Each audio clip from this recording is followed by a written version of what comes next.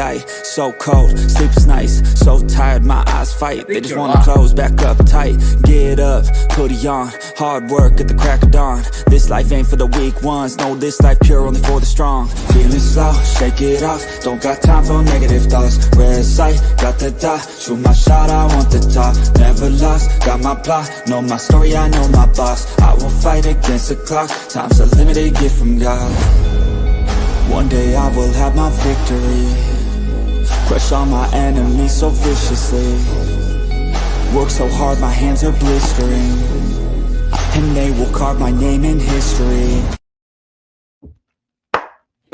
What is up, everybody? Nick Fiore, FioriousNation owner. Adam Carl on my right.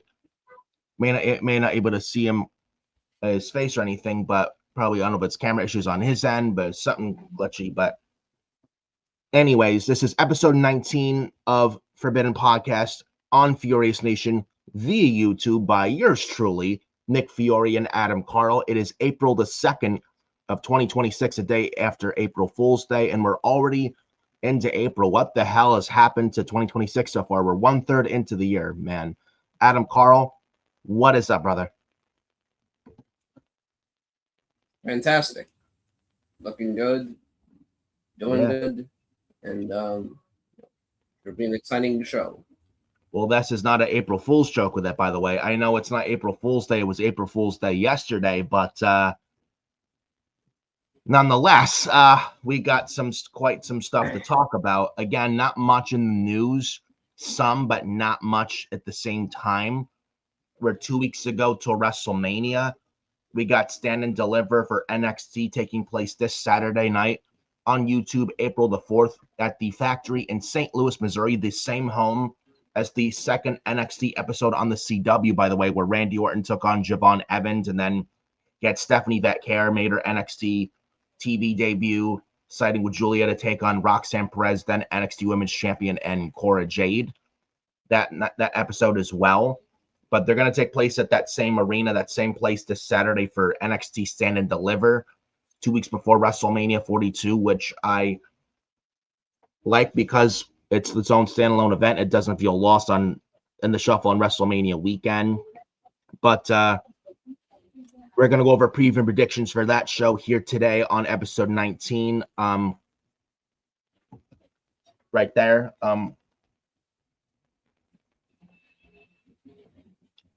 Sorry, my tongue there. Something bothering my back teeth again, but just bear with me. So we got NXT Stand and Deliver preview predictions. We got like 6 matches on the card. Should hopefully be a decent show. And it's not on Peacock. It's on YouTube, by the way. The NXT stuff is no longer on Peacock. That is officially off Peacock onto YouTube, at least for now.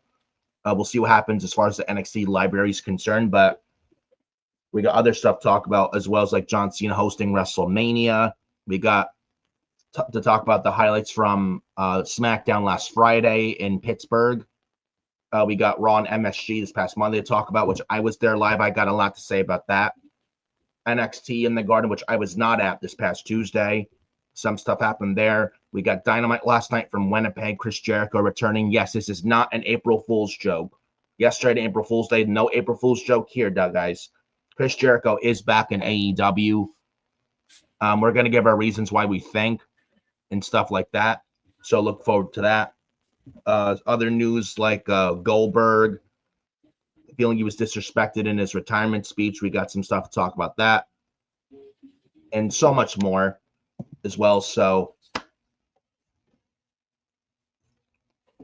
with that being said, again, sorry, something bothering me. So really just trying to understand. But anyways, got quite the stuff to talk about here if I say so myself. But before we begin, want you to like on the video, be greatly, greatly appreciated, as I am now at 260 subscribers. So thank you to those. And I got nothing to say but thank you. But officially at 260, let's try and get to 270 by the end of April, or by May 1st. So let's try and shoot for that goal here on the channel. But at 260 subscribers, thank you guys so much. It is greatly appreciated. Much love to all of you. And I got nothing to say but 2 words to all you guys, and thank you. So make sure go hit the like, hit the subscribe button to make sure you subscribe to FioriousNation and hit the bell for all notifications. And go follow me on X, as you see on the bottom of the left-hand screen at FioriNick579. That is my X or Twitter. Go follow me on Twitter. At Adam Carl 2005 on X or Twitter as well. Go follow Adam Carl as well. Instagram at Nicholas Fiore 2014. TikTok at FioriousNation, though I don't use TikTok, but I do have a TikTok on TikTok at FioriousNation. And then Facebook, Nicholas Fiore 31 over on Facebook as well. And we might as well begin this episode here. Mention at the beginning of this video, some of the beginnings of this video, NXT Stand and Deliver 2026, our preview and predictions for that show. Adam Carl, first things first, thoughts on the show, and thoughts of it being on YouTube, and thoughts on the card and the build so far for Stand and Deliver. And are you looking forward to Stand and Deliver this Saturday for NXT in St. Louis?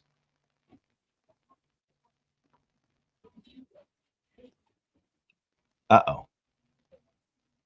I think it's looking good. Oh! I thought something happened to your mic there. Nice. Sorry, bro. Sorry, I thought someone hacked your mic, bro.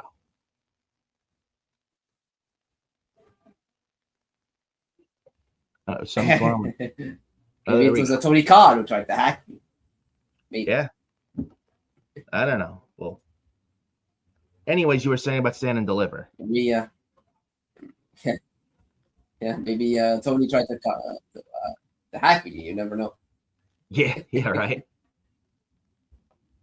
But anyways, Stand and Deliver. Yeah, if they get back to things. Yeah. Yeah, I like the card. It looks like a good show. Yeah, I would believe so as well. But we got the card here. I think it's like what, 6 matches. Here we go.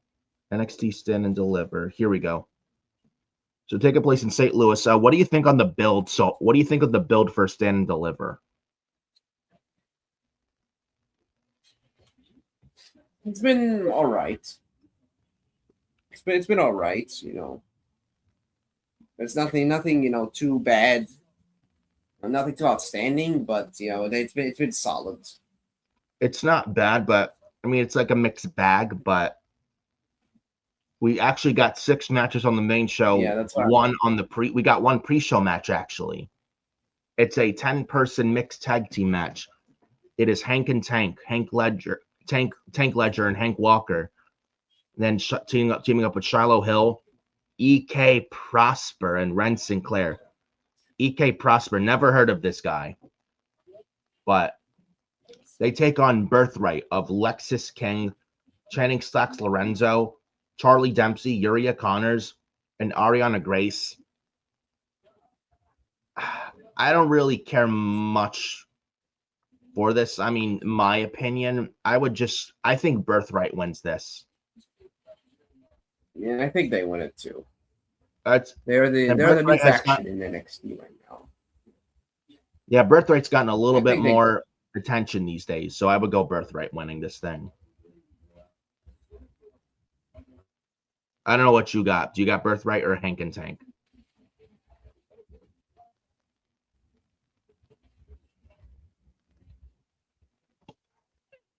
Oh, something's going on with his mic. I don't know what's going on with him.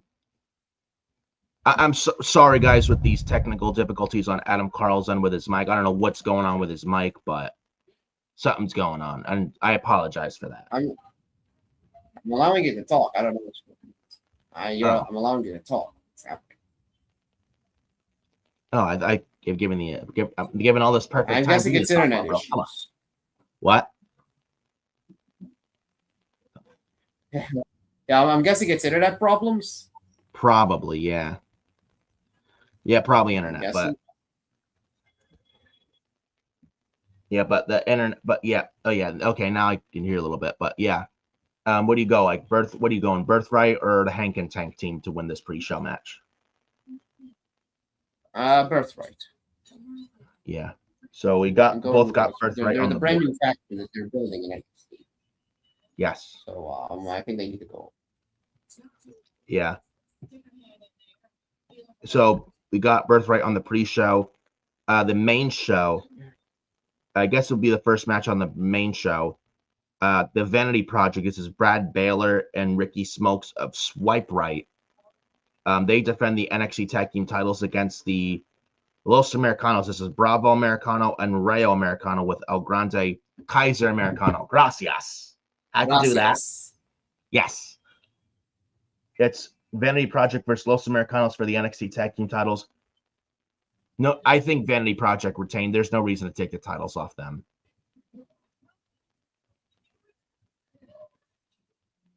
I'm going with the Vanity Project.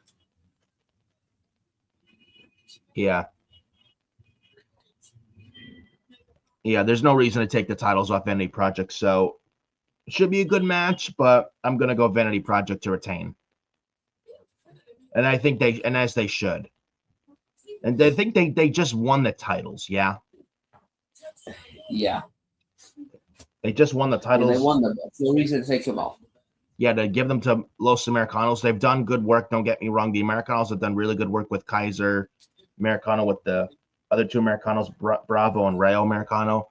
Don't get me wrong. All three Americanos have done good work, but to give Rayo and Bravo Americano the titles doesn't make any sense. I would have Vanity Project retain if I was booking this. There's zero reason to take those belts off them. Yeah. So should be a good match, but I'm going Brad Baylor and Ricky Smokes to win and retain their championship. So I'm going Vanity Project.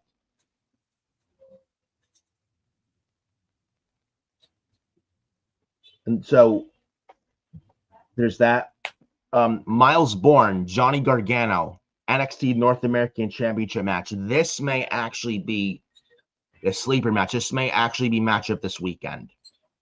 Johnny Gargano, Johnny Wrestling, and Miles Bourne. They've been having this thing lately where Johnny Gargano's like sleeping or face down on the crate, feeling depressed because Tommaso Ciampa left and is in AEW and is now doing fuck all in AEW. And Gargano doesn't have his tag team partner. He's all by himself, and he is all laying down, face down on a crate and depressed. He's trying to, and Candice LeRae's trying to help him find Johnny Wrestling again. And then he got squashed by Oba Femi, and they have the story where Johnny Gargano trying to find Johnny Wrestling, and Candice LeRae and others trying to tell him, you got to find yourself who you are again. You're Johnny freaking Wrestling. You know, the heart and soul of NXT. You got to find yourself again. And then a few weeks ago in NXT, there was some gauntlet match where the winner would face Miles Bourne for the North American title at Stand and Deliver. And the fifth person in that match was a mystery man, and it was Johnny Gargano. And it was down to Shiloh Hill and Johnny Gargano in that gauntlet, and Gargano actually won. It was silly how he won, but I mean, it was stupid how he won, but in a silly way. But he actually won and is getting Miles Bourne at Stand and Deliver. This may actually steal the show this weekend, though. I love Johnny Gargano, but I'm going Miles Bourne to retain. And I don't know where this whole Johnny Gargano thing is going with this whole thing here. What I hope is this match brings Johnny Gargano to his NXT Black and Gold roots again, where Miles Bourne retains, then afterwards, and they turn Johnny Gargano face again, and he's back to the babyface NXT Black and Gold Johnny Wrestling again, and he's a babyface on his own. I really hope this is what this leads to, and maybe if anyone can do that, it's possibly Miles Bourne, who's actually been doing some good work, believe it or not.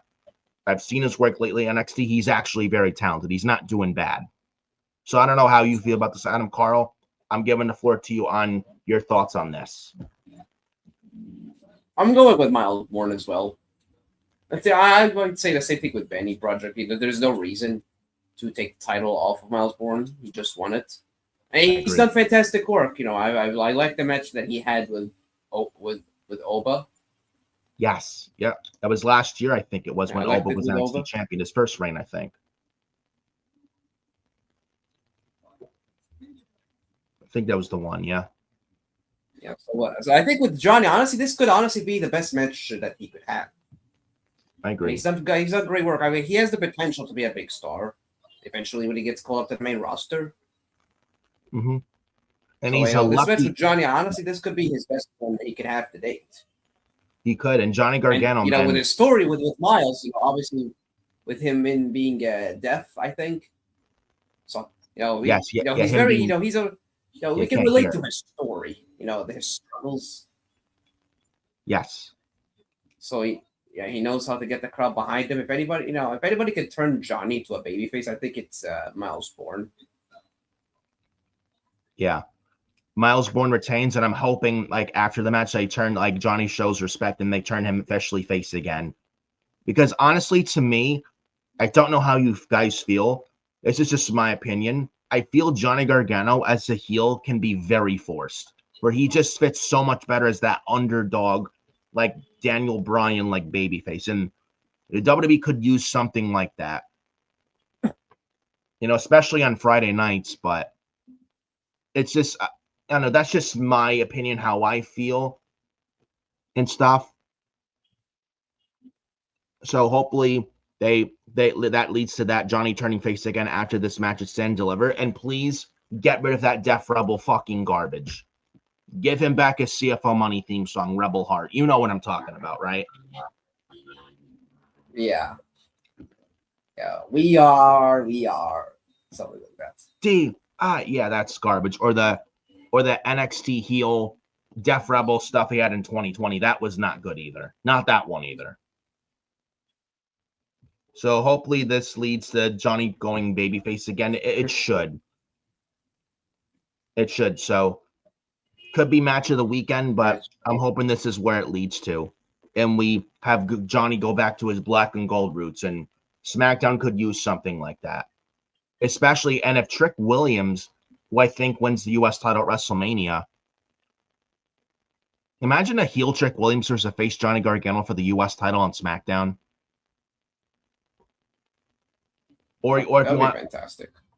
Or if you build Gargano up enough, you have a face Gargano versus a heel Orton or something like that, or you get him involved, like if Kevin Owens ever comes back or whatnot. But anyways, I hope that this is where this leads to, but we'll see what happens. But this could be match of the weekend, and I'm actually, believe it or not, I'm actually looking forward to this match. Out of all the matches this weekend, that will be the one. So call me crazy on that, but that's just my opinion. You're actually not crazy. Think about it. It's not too crazy. I mean, just the match on paper looks great. Yeah, and Candice LeRae is trying to tell Johnny, you got to wake up. You got to find yourself again. Alex Shelley and others have said it. So this has to be leading to something. So I'm hoping this is where it leads. So we will see what they got up their sleeve for Saturday, April 4th at St. Louis Stand and Deliver.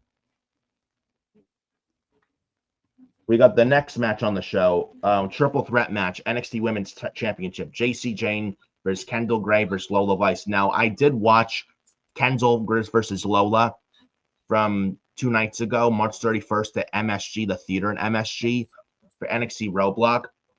Now, that match main evented that show, and if you see the end result, how Kendall got Lola in a pinning bridge for a Northern Light suplex.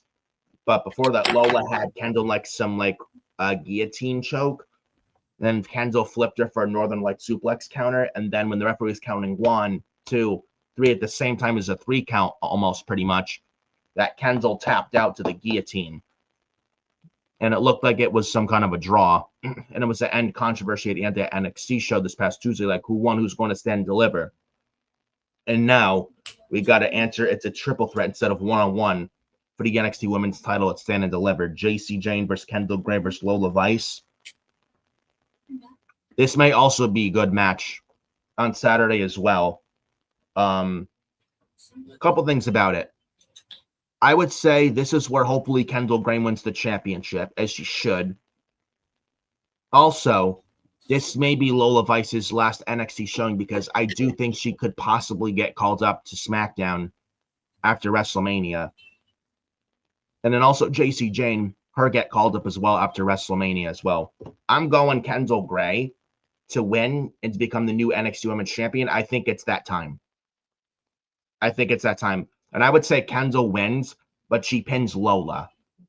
And then JC could ask for a rematch if she wasn't pinned and do it a week or two after Stand and Deliver and stuff. Possibly the NXT before or after WrestleMania, JC gets a rematch against Kendall, but loses the rematch to Kendall. And then that's when, after that, JC gets called up to the main roster.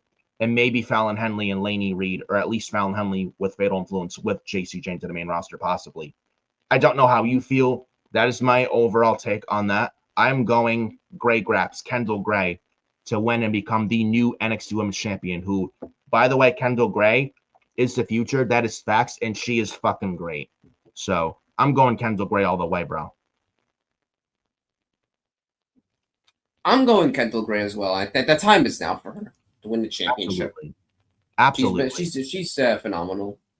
She's so fucking good. She does good. Phenomenal work. Yeah, in NXT coming out of Evolve. Again, I'm surprised though that God. I was just gonna say right now. I'm surprised though that they went with the triple threat instead of or you would have thought they would have went Kendall Gray versus JC Jane 1-on-1 at Stand and Deliver. I'm surprised that they went the triple threat route. Yeah, but I don't hate it. It shouldn't be a bad match. I don't hate it. It should be a good match. Yeah. Yeah. It should still be a good match. And I think it's time to put the belt on Kendall. I could see this being Lola Vice's final NXT match.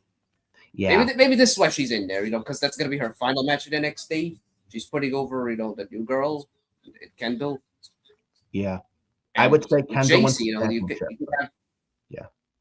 I'm sorry. And just like you said, they have an out there where JC loses the title, but she doesn't get pinned. Yes. And maybe they do a rematch on the NXT after WrestleMania, with her putting over Kendall Gray in a 1-on-1 match. Yeah, either the NXT before or after Mania, I would say. Probably the NXT after, because I would say that would be JC Jane's last NXT appearance before on the main roster. And I would absolutely put her on SmackDown, no doubt about it. And they could use a good heel like that on SmackDown, because Jade Cargill, I'm sorry, is a fail. She's not working out. And you want a much better heel on SmackDown? Look no further than JC Jane. I'm going Kendall Gray as your new NXT Women's Champion. You give her the ball, let her run with it. And Kendall wins a title, but she pins Lola. That's Lola's send-off. And JC asks for a rematch. You have it on the NXT or before, after Mania. JC loses the rematch. That sends JC Jane to the main roster. And we could potentially see Lola Vice and JC Jane both on SmackDown. We could see them both on the main roster potentially coming out of WrestleMania. And I think we do. I think Lola's ready. She doesn't even, and I know she hasn't won the NXT Women's title yet or North American title yet on NXT. She doesn't need to. She's been there for a couple years. I think Lola's ready. She'd be a very nice addition to that SmackDown mid-card in that women's U.S. title. She'd be a very nice addition to that. So Lola Vice, I believe, is ready. JC Jane is also ready, and she's coming along, and recently she has gotten better. She has been slowly starting to grow on me. Not the biggest JC Jane fan here at all, but I can tell she's slowly getting better. And I can't be the only one who feels, and I know I'm not the only one who feels that way. Recently, she has been getting there slowly but surely and stuff like that. But JC Jane's also been there since 2021. She's been in NXT for over 4 or 5 years. She's been there for 4 or 5 years. Like Lola Vice, it's time to call her up. JC Jane, especially, it's definitely time to call her up. I would be shocked if she's not called up after WrestleMania sometime, shortly after Mania. But I'm going Kendall Gray to win the championship all the way. You just know when it's time, it's time. And she's so fucking good, dude, is Kendall Gray. Hasn't been doing this thing for that long, and look how good she is, and she gets better every single time. She's great in the ring, not a bad talker at all. Kendall Gray all the way, man. Again, and she's going to be something, and when she hits the main roster eventually, she's going to be something there special too. Mark my words, Kendall Gray. I've been seeing signs lately on SmackDown. Kendall is the future. There's no lies there. And I'm sure you've seen it too. That purple sign with white lettering saying Kendall. A lie was told. Kendall's the future, man. A lie was told. Why is Lash Legend on the main roster now, but not Kendall Gray? I don't get that. And Lash Legend's not even there yet. Beats Come on, me. bro. You mean to tell me you don't enjoy the irresistible forces? Oh god. They wrestled Lyra, Valkyria, and You're Bailey not. on MSG this past Monday, man. The first half, I was starting to fall asleep. And so was my friend next to me. And then it picked up during the later portion. Then we got the interference, man. Yeah. Oh, joy. Oh, joy. Come on now, But bro. okay. Come on now, bro. You mean to tell me you also don't enjoy Rhea Ripley versus Jade Cargill? Oh, Jesus. Oh, geez. Yeah. Terrible build. Oh, but you got a new baddies with Michin and BFAB and Jade Cargill. Yeah. Not even that long in. I don't care. I don't care for that. Two losers paired with a failure. Yeah, not going to work. Michin and BFAB, two of the biggest jobbers on the main roster in WWE, and you put them with Jade Cargill, and you expect me to all of a sudden care about Michin and BFAB now that they're paired with Jade Cargill? Terrible. But Kendall Gray, we think we both got Kendall Gray on the board as the new NXT Women's Champion. I would be very surprised if JC somehow retains. If she retains, and we get Kendall and Lola after Stand Deliver in a proper one-on-one, and maybe the NXT before after Mania, that's where Kendall finally wins the title. But I don't know about that one. I would have Kendall win this weekend, to be honest with you. If it was up to me, I would crown Kendall this weekend. If I was booking this. It's her time.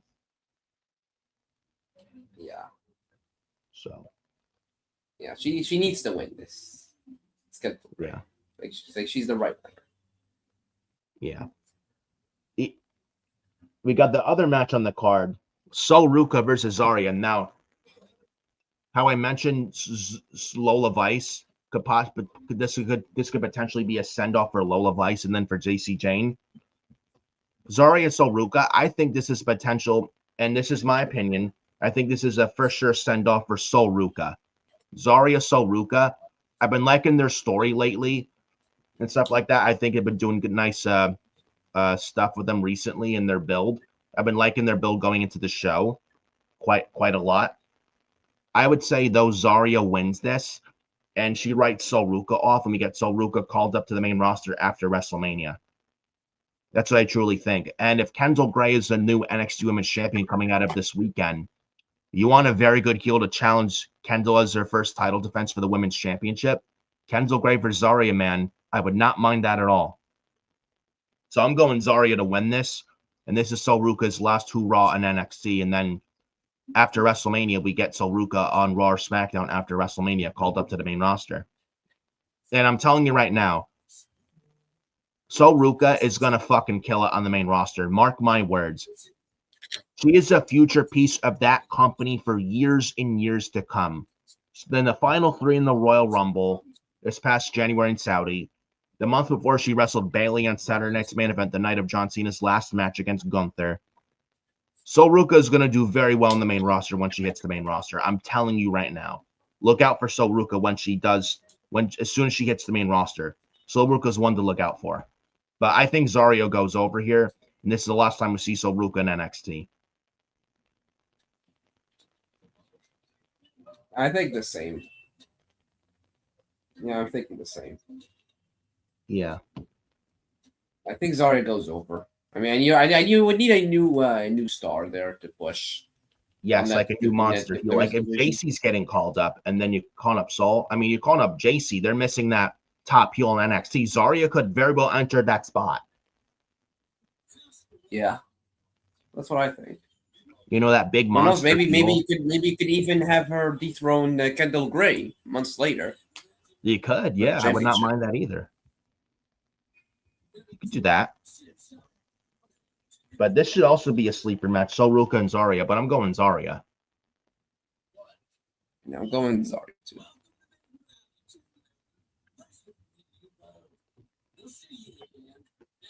Other match we also got on the show. We got 3 women's matches, 3 men's matches on the show here. The third women's match and next match of the show this Saturday. NXT Women's North American Championship. Tatum Paxley versus Blake Monroe. I don't know what you feel about this, but Tatum Paxley's very good. Blake Monroe's very good.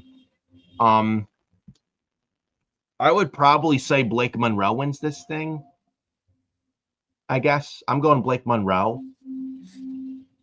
because I mean she's been targeting that North American. I'm going with Blake as well. Really? I'm going with Blake as well. I'm going with Blake as well. Okay. I mean Tatum though she just won the championship, but So I think she could. Go ahead. She could use the win more, and I think because she lost it originally when she wasn't supposed to. Yeah, lost to the Thea Hale in She lost NXT. it a while It was a botched referee count. Yeah, I think Blake was knocked out. I believe. Yeah, lost it in a fluke. Lost it in a fluke to Thea Hale, and the next month New Year's Eve for NXT, the beginning of the year. Then Thea Hale was attacked by Blake Monroe. Thea Hale then dropped the championship to Izzy Dame. And then Izzy Dame at Vengeance Day lost the championship to Tatum Paxley. And Tatum Paxley's actually very good as well. She's another one that is a potential for the main roster, but Tatum Paxley, Blake Monroe, they may have Tatum Paxley retain. I'm going to go Blake Monroe because if she loses, where does Blake Monroe go from here? You know what I'm saying? I would go Blake Monroe win the championship. Have Blake Monroe beat Tatum Paxley, we get a new North American champion. Yeah, I'm going with Blake as well. Yes. I think we can agree. And also, if Blake Monroe Blake Monroe wins the championship here, listen to this. I don't know what the status is of her AEW contract. It might be up before Stand Deliver. I don't know. They haven't heard anything yet of her new about her AEW contract status, if she's soon out the door. Anna Jay. If Blake Monroe wins the NXT Women's North American title from Tatum Paxley, does Blake Monroe this Saturday? Do we potentially see Anna Jay this Saturday and confront maybe Blake Monroe? Do we see that? If Anna Jay is free from AEW and is a free agent by April 4th. It's possible. Very possible. Fun fact, actually, I think she's starting her Twitch account today. Really? Anna Jay. She's this is her. She's gonna have her first stream on Twitch tonight. Cool. So we may. I don't know. So maybe maybe she gets asked about her AW status. If she's leaving or if she's staying. I don't know. I still think she ends up leaving. I still think she ends up leaving. Yeah. I'm not sure though about if it's if she's gonna debut at Stand and Deliver. I think it depends on her availability. Probably. And also depends if she's still in the apparently, according to our pal Sean Ross Sapp, our favorite news reporter, objectively. Yeah, good old sappy boy, Sean Ross Sapp. Yeah, our good pal Sappy there. Yeah, he's finding an update on Anna Jay. He's trying to find an update on her contract. Mm-hmm. So we're gonna hear more about Anna soon enough. Who knows? Maybe her deal is up before Stand and Deliver. Yeah, who knows? I hope so, because there's nothing left for her there, and so we'll see. Yeah. So in case her deal is up at before Stand and Deliver, if it's up before then, I think you could have her debut after the Women's North American title match, and she confronts Blake Monroe. It could do that. If they do that, I would not mind at all. So it would make sense. I mean, they do have history from their time in AEW. So it makes perfect sense. Yep. So we'll see, but I'm going Blake Monroe to win the championship. So both got Blake Monroe on the board. Then we got the main event. I think this is the main event. Fatal 4-way for the NXT Championship. Joe Hendry defends the NXT Championship against Ricky Saints, Ethan Page, and Tony D'Angelo. I don't know how you feel about this. Am I the only one that thinks we might get Tony D'Angelo winning the NXT championship somehow, some way? Joe Hendry's just a placeholder for Tony D'Angelo. No disrespect to Joe Hendry, but I think this might lead Believe in Joe Hendry. Yeah, I believe in Joe Hendry, but I think this instant I'm going Tony D'Angelo. He's a guy that's been here for over 4 years. I don't know what he does here if he doesn't win. Ricky Saints is ready for the main roster. Ethan Page is ready for the main roster. I seen them both called up after WrestleMania, no questions asked. Then you got Joe Hendry, then you got Tony D'Angelo. Tony D'Angelo has been a big focal point lately on NXT, and I've been liking his recent work with the big bushy beard and dropping the Italian accent. I've been liking his work recently. I will say so myself, and I'm liking what Tony D's doing. I'm actually going to go with brand new NXT champion and Tony D'Angelo. I think Joe Hendry drops the title here to Tony D. I don't know how you feel, but I think we get a new champion this Saturday for the NXT championship. I think the same thing as well. I think we see a new NXT champion ascend and deliver, and they're giving the championship to Tony D'Angelo. Yeah, I mean, this character, it's starting to pick up steam. It's starting to get some momentum. So I say, why not? Why not give him a run with the championship? Yeah. Now, Joe Hendry, he's another guy, honestly. He's another guy for me, honestly. He should have been on the main roster. Yeah. I just don't know why. He's been in Tony D'Angelo has been in NXT since late 2021. That's over 4 years, and he's still developmental. Like the original 4 from NXT 2.0, that awful era of NXT. Tony D'Angelo, Bron Breakker, Grayson Waller, and Carmelo Hayes. 3 of them, Waller, Hayes, Carmelo, and Breakker, they're all on the main roster. But the only one out of the 4 that's still on NXT and not in the main roster yet is Tony D'Angelo. I don't get that. I don't get that at all. The guy should have been on the main roster ages ago. Why he's still in NXT, I would love to know that mystery. But I'm hoping either sometime this year or next year we get him on the main roster, because I think he's ready and I think he deserves a promotion to the main roster. And I think he'd kill it there. But the character, he's good in the ring. He's got a great look. He's good on the mic. He's got all the tools. I think he has what it takes to succeed on the main roster.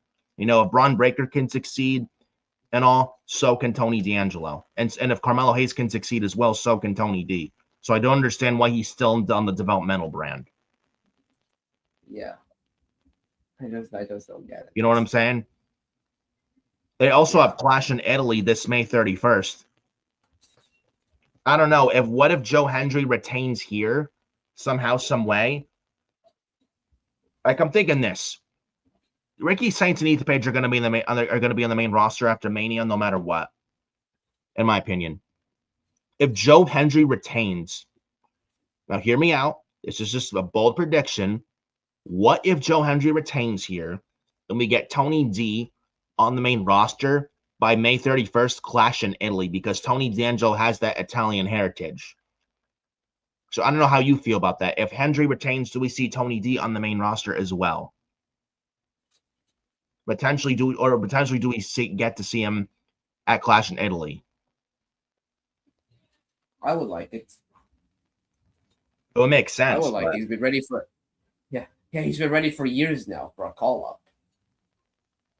4 years. If Joe Hendry does retain, 4 years he's been on that show. If he does retain, it's Joe Hendry, and he's not on the main roster anytime soon. Why not call up Tony? Yeah. Why not call him D'Angelo? Now, if Tony D wins, do we see Joe Hendry get called up? Now, you can't call up everybody, but if Tony D wins, do we see Joe Hendry called up or no, or not yet? I could see it. I could see it being called up. I just don't see him though being called up after WrestleMania. Maybe around summertime.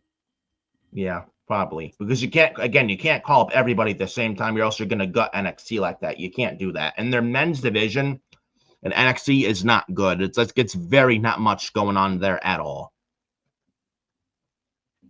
So you can't really call up everybody. But Ricky and Ethan, at least for the men, get called up. And they're definitely more than ready. Especially Ethan Page. So I'm going Tony D'Angelo winning. And I think we get a brand new NXT champion. And I think Tony D deserves it. He's been there for 4 years. And he's had recent good character work. I don't think there's anyone more deserving than Tony D'Angelo. I think it's the time. I really think it's the time. Absolutely. So overall, it should be a good show Saturday. And it's also on YouTube as well. And also NXT Send delivered 2 weeks before WrestleMania. It's not on Mania weekend and not in late April. I like this move. I really do. And it's in early April, like late March / early April, where WrestleMania is used to take place. I think after this year's Mania, they need to stay away from late April Manias and go back to late March, early April Manias. That is the best way to go about it. And it makes the product that much better, in my opinion, as a whole. And I hope Stand and Deliver this Saturday does well and succeeds. And if it succeeds, I hope the main roster takes notes of this and starts doing WrestleMania in late March, early April for WrestleManias again. Because these late April, third week, late April Manias just do nothing for the product, and they just don't do anything for me. And I'm not the only one who feels that way. I feel like with the late April Mania build, it's too long, and it does nothing for anybody. And I don't know what your thoughts are on that. And I cannot be wrong on that take there. I think late March, early April WrestleManias are the right way to go about it instead of a late April WrestleMania. Late April Mania is just too damn long. And I think after this year, we need to stay away from third week April, late April WrestleManias after this year. Yeah, they need to stay. I think they need to have the WrestleMania to go back to early April at least. At least early April. Like, I don't get why they move it to mid-April. It's like I don't I know Nick Khan. Like, I know WrestleMania 40 in Philly, night 1, outdoor, no roof arena. I know it was very cold that night in Chile, but that's why you bring a jacket. And I know Nick Khan wanted to move it towards late April because like of the cold weather early April. I mean, so what? You bring a fucking jacket, you know? There's no reason why Allegiant Stadium. Allegiant Stadium is an indoor stadium. Yeah. Not outdoors. Heck, they have a roof. And I don't know how you feel, honestly. I don't want to get your opinion on this. Do you prefer shows, WWE shows, especially WrestleMania, with a closed roof or an open roof? Yeah. No. Which one? Do you prefer a closed? Do you prefer WrestleMania, a show with a roof on or a roof off? I mean, I actually prefer, probably honest, I actually prefer like outdoor WrestleManias just basically for the vibe. And, it makes for a visual aesthetic, but it's like if you don't want, people to get cold, basically you don't want the matches to be messed up because of rain or something, like, you have an indoor stadium. Exactly. Just have an indoor stadium, and there's a retractable roof. So I don't know. I don't see the issue with having WrestleMania in early April. And in my opinion, been in early April or late March. Yeah. Sometimes mid-March. Yeah. I don't see the problem with an early April WrestleMania. Yeah. In my opinion, with the rooftop arenas for WrestleMania, it's more noise compared to outdoor, where it's like you can barely hear the noise, where with a roof WrestleMania you can hear a lot of noise. Like, what I'm saying, like WrestleMania 30, the Mercedes-Benz Superdome was closed arena. WrestleMania 30 in 2014, closed roof arena. You could hear a lot of that noise, for example. You know what I'm saying? WrestleMania 38 in Dallas, AT&T Stadium, that's a closed arena. You could hear all the noise there. Same thing with SoFi Stadium. I think that's a roof arena as well. WrestleMania 39 at SoFi Stadium in Los Angeles, California, 3 years ago, 2023. Actually, funny to this day, the same night, it's 3 years ago to this day, Sunday, April 2nd, 2023, the same night as WrestleMania 39 Night 2, exactly on this day, actually. Fun little fact, but it's funny I say that, but yeah, it's just I don't mind a roof arena for WrestleMania or no roof WrestleMania for arena. I don't mind either, but in terms like if you want to hear more of the fan noise, I think the roof arena for WrestleMania is the way to go about it, in my opinion. So yeah, and they make bigger noises as well. yes, And it just comes off better as well, especially on television when they, they make more noises. Yeah. But those are stand and deliver preview and predictions and stuff for Saturday, April 4th. It should be a good show, but I mean, it looks fine on paper, but we'll see what happens. See what happens. The other news for today's episode, first things first, we might as well just talk about this real quick. I know it's not much to talk about here.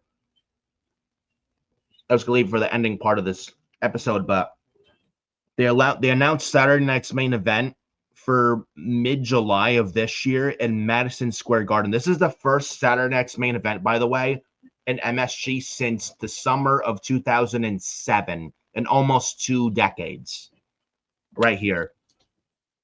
So it's 2 weeks after 4th of July, which 4th of July this year is on a Saturday. So it would be Saturday, July 18th of 2026 for Saturday night's main event in MSG. And I would not be surprised if the SmackDown the night before, is an MSG as well. I might actually go to those shows. And correct me if I'm wrong.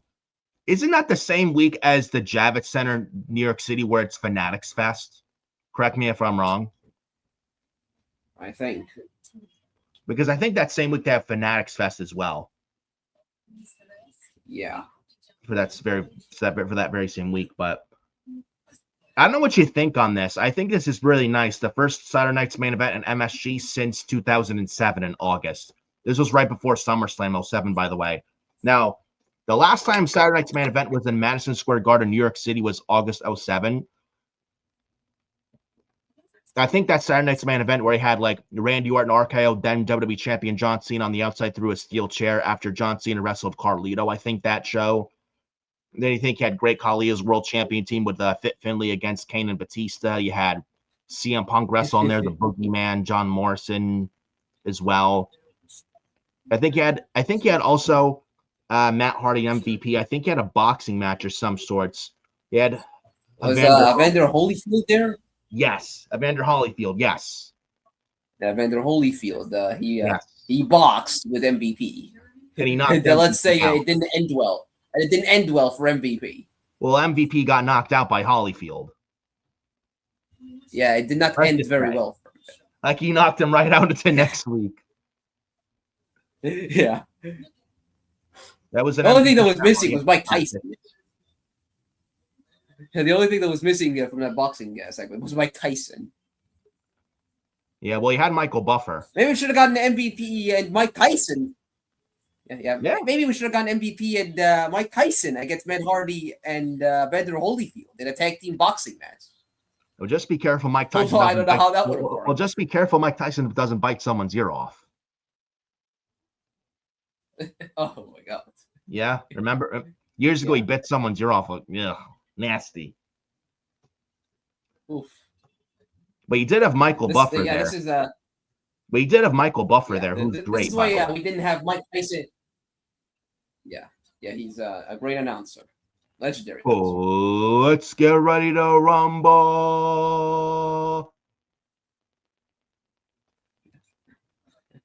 Gotta love Michael Buffer, man.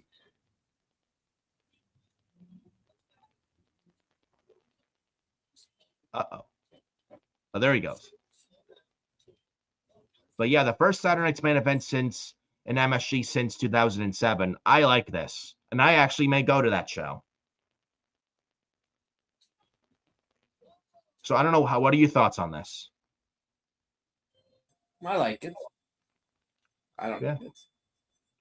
Yeah. I mean, hopefully the show is very good. Might get like what, 4 matches? Probably. Maybe at least one world title match. Yeah. We'll see. But that's Saturday night's main event for this July, so right there. We also got speaking of Saturday night's main event, we might as well talk about this here. Our good old buddy Bill Goldberg, he felt WWE disrespected him with his retirement speech. Now, Goldberg retired from WWE and wrestling July of last year, Saturday night's main event. I think they were in Atlanta the same weekend as All in Texas and stuff last July. Now, Goldberg's last match was against Gunther for the world title. What happened? It was actually the same night as All In. Yes, same night as All in Texas for AEW last July, but it was Gunther and Goldberg for the World Heavyweight Championship. Gunther retained, and Gunther retired Bill Goldberg. Now, after the match, Goldberg was trying to make his retirement speech, and then they were about to go off the air, and they cut Goldberg's retirement speech off, as you may see. Now, I don't really agree with that, but Goldberg said this, that apparently the WWE disrespected him with his retirement speech, and I actually have the report right here. So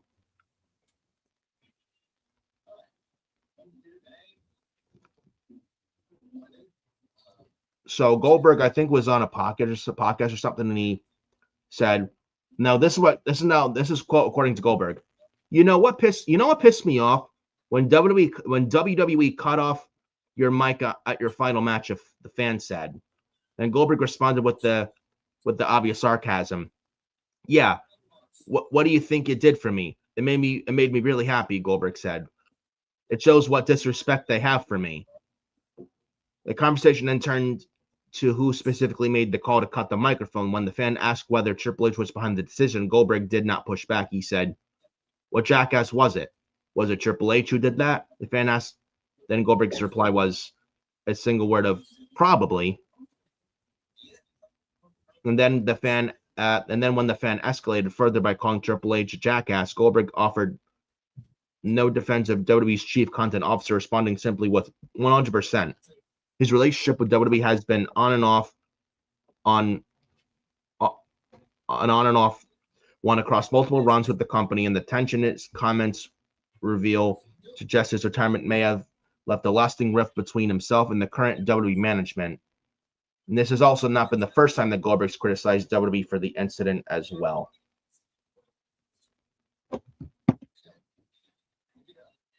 Now, two things. Now here, I mean, the retirement speech cut off right before the show went off the air. I mean, that I would say is not right. But WWE, Goldberg sounds very greedy here. Like you're fortunate and lucky enough WWE even gave you the platform to have a retirement match, which quite frankly should have never been a thing from the start. Like Goldberg said he was originally owed a retirement match, right? Well, I'm sorry, Bill Goldberg. The WWE does not owe you shit. You're lucky they even gave you a retirement match against Gunther, one of the best on the roster. And then you have your retirement speech. And I understand that WWE cut you off in the middle of the speech. I mean, that I would say not cool, but you're coming off very fucking greedy, and you feel like they owe you everything. This comes off very greedy on Bill Goldberg's behalf. I don't know how you feel about this. It feels very petty. It does. Like first of all, the guy should be thankful. I mean, obviously it sucks that his retirement speech got cut off as he was gonna cut it. I absolutely don't agree with that. Here's the other thing. He's the guy who cried for years, complaining that he never got a retirement match. So he was owed a retirement match. Here's the thing, retirement match. I mean, WWE don't owe you anything. This guy buried the Fiend Bray Wyatt, which should have never been a thing. Vince wanted to bury the Fiend Bray Wyatt at Super Showdown 2020, and Goldberg could have easily went to Vince to say, Vince, I don't think it's a good idea to take the title off the Fiend. Let's not bury him. I think it's better I put him over instead. Let's not have me beat the Fiend. But Goldberg went along with the plan and buried Bray Wyatt anyway in 3 minutes?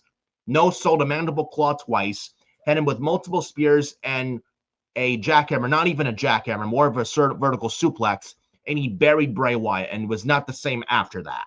Remember that? Remember Goldberg burying the Fiend at Saudi Arabia? Man, God, was that awful. Terrible.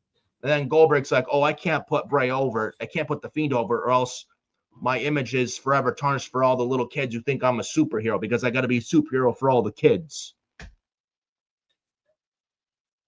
Yes, because being 53 years old at the time makes you a superhero. You know, Goldberg has always been one of the most selfish wrestlers. They didn't owe him anything. Goldberg has always been one of the most selfish wrestlers in the business. The guy is all about himself and a paycheck. He don't give a fuck. He don't care. As long as it's only in it for him and he gets a paycheck, that's all Bill Goldberg gives a shit about. And fuck Bill Goldberg, by the way. Fuck him. I'll never forgive him for burying Bray Wyatt. And also remember Fastlane 2017 where he buried Kevin Owens? I'll never forget that either. I hated that too. Remember he buried Kevin Owens in like what, 21 seconds? Yeah, 22 seconds? Yeah, spear and a jackhammer. After being distracted by Chris Jericho, by the way, Goldberg hits a spear and a jackhammer, 1, 2, 3. Owens gets no offense, and they pretty much fed him to Goldberg. Awful. Yeah, awful. They made him look like the biggest geek. They made him look like the biggest geek on the roster. Yeah, a month out before WrestleMania. Terrible. Goldberg has always been one of the most greediest people in wrestling. The guy's all about himself and is only in it for himself. Fuck Bill Goldberg. I'm glad he's not wrestling anymore, and nobody messes him in the ring. Nobody. I mean, who could forget that classic that he had in Saudi Arabia with The Undertaker? Oh my God. He almost killed The Undertaker in Saudi off of a botched jackhammer. He almost paralyzed The Undertaker. I thought The Undertaker almost fucking died out there. That was so beyond terrible. Beyond terrible. Yeah, what a horrible. And Goldberg busted himself open before his entrance. Yeah, he hit his head. He's like, he busts himself open. Yeah, and then he gets concussed again in the middle of the match, trying to hit a spear. Yeah, then Undertaker tried the tombstone, but Goldberg botched the selling. It looked so fucking bad. It looked so bad. Then he tries a knee bar, and Matt Riddle, who was in NXT at the time, ripped Goldberg a new asshole and pretty much buried Goldberg's ass on Twitter, saying, "What a knee bar, bro! What a knee bar!" And saying that Goldberg fails to deliver the hype, and then that obviously landed Matt Riddle in trouble. And still to this day, Goldberg don't like Matt Riddle at all. It's still true to this day. They don't like each other whatsoever. You know? Oh no, that's his bro, pal. Well, Goldberg says to Matt Riddle, I'm not your bro. I still have that video saved to my phone this day that I think it was on the network in late 2019, around SummerSlam 2019 weekend in Toronto, where I think Goldberg was on that show before he wrestled Dolph Ziggler at that SummerSlam that year. And then Matt Riddle was backstage from NXT at that show.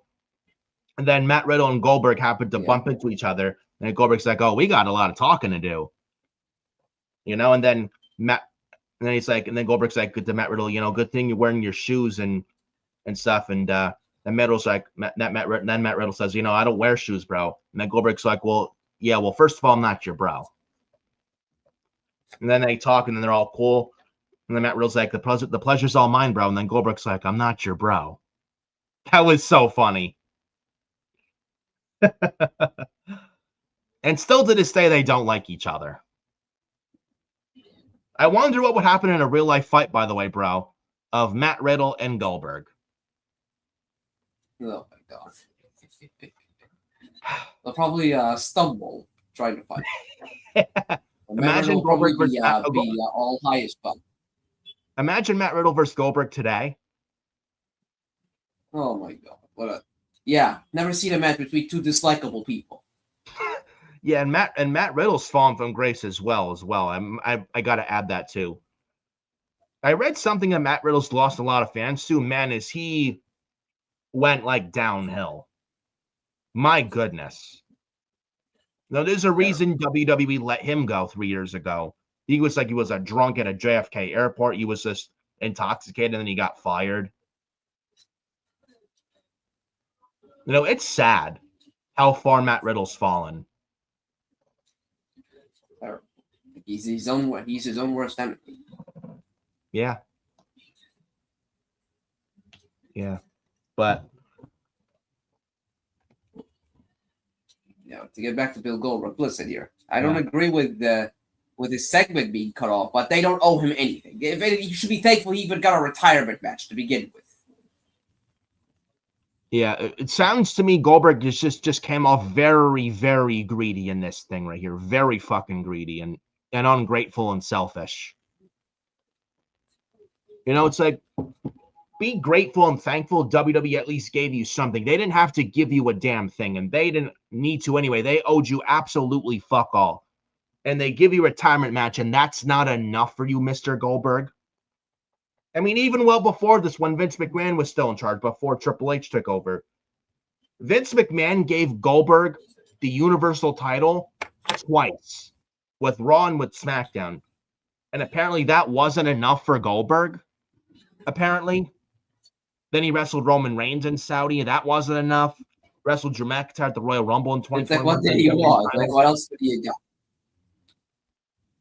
Yeah. He wrestled Bobby Lashley, didn't put him over clean. Ruined Big Bobby Money Lashley. Cash in. I'm sorry. Go ahead.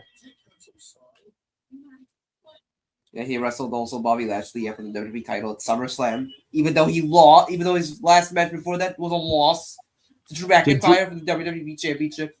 Yeah, in 2021 at the Royal Rumble, lost to Drew McIntyre clean.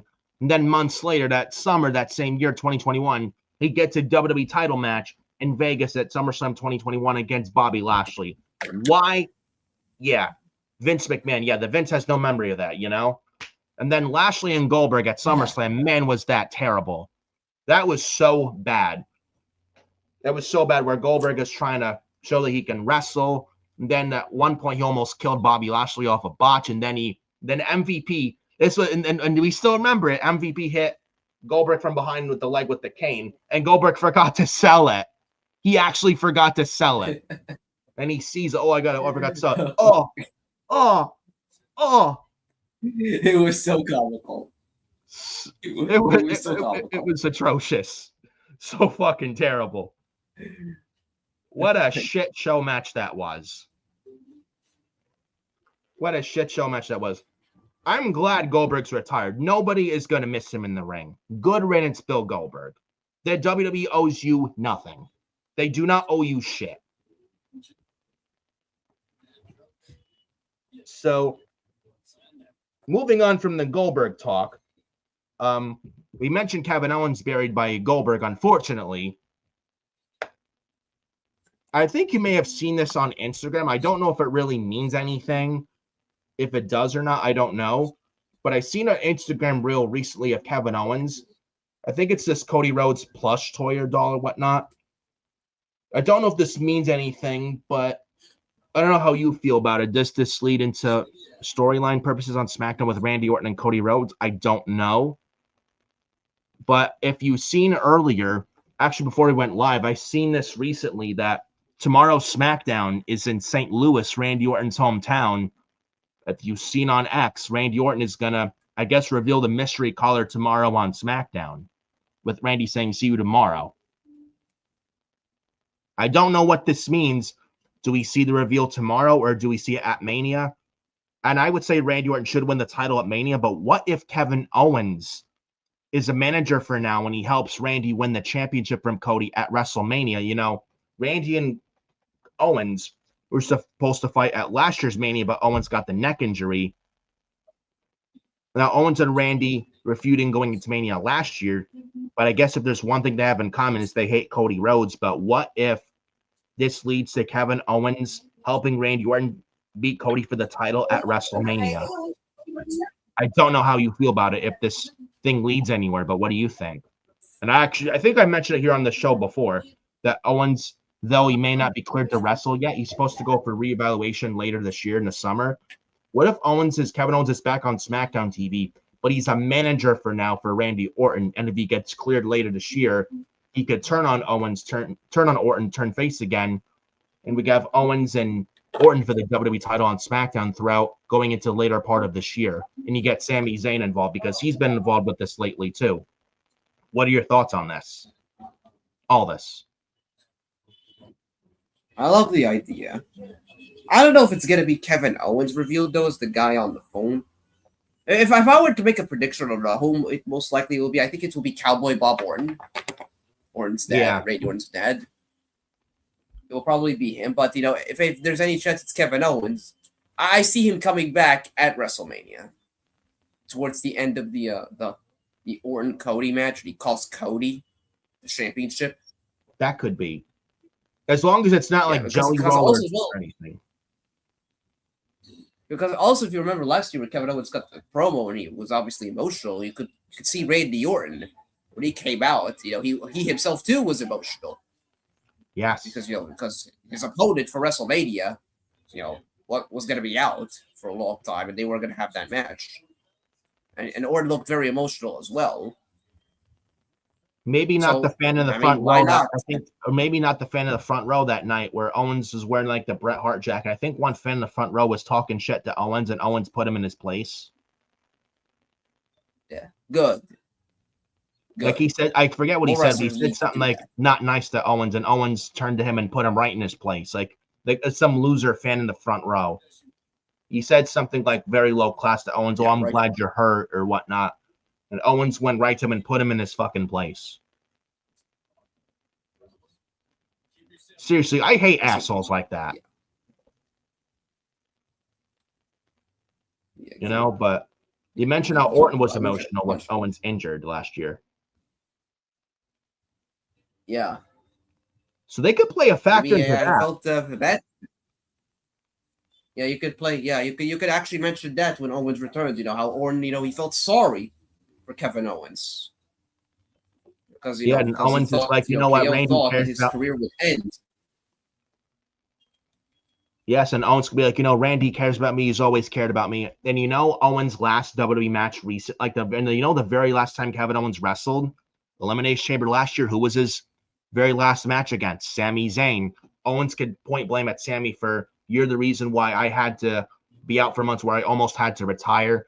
I think that would be fucking great. That would be great for SmackDown for a story. You have Sami involved, and Sami's like, Owens blames Sami for almost retirement, for retiring him, and Sami's like, no, that's not true at all.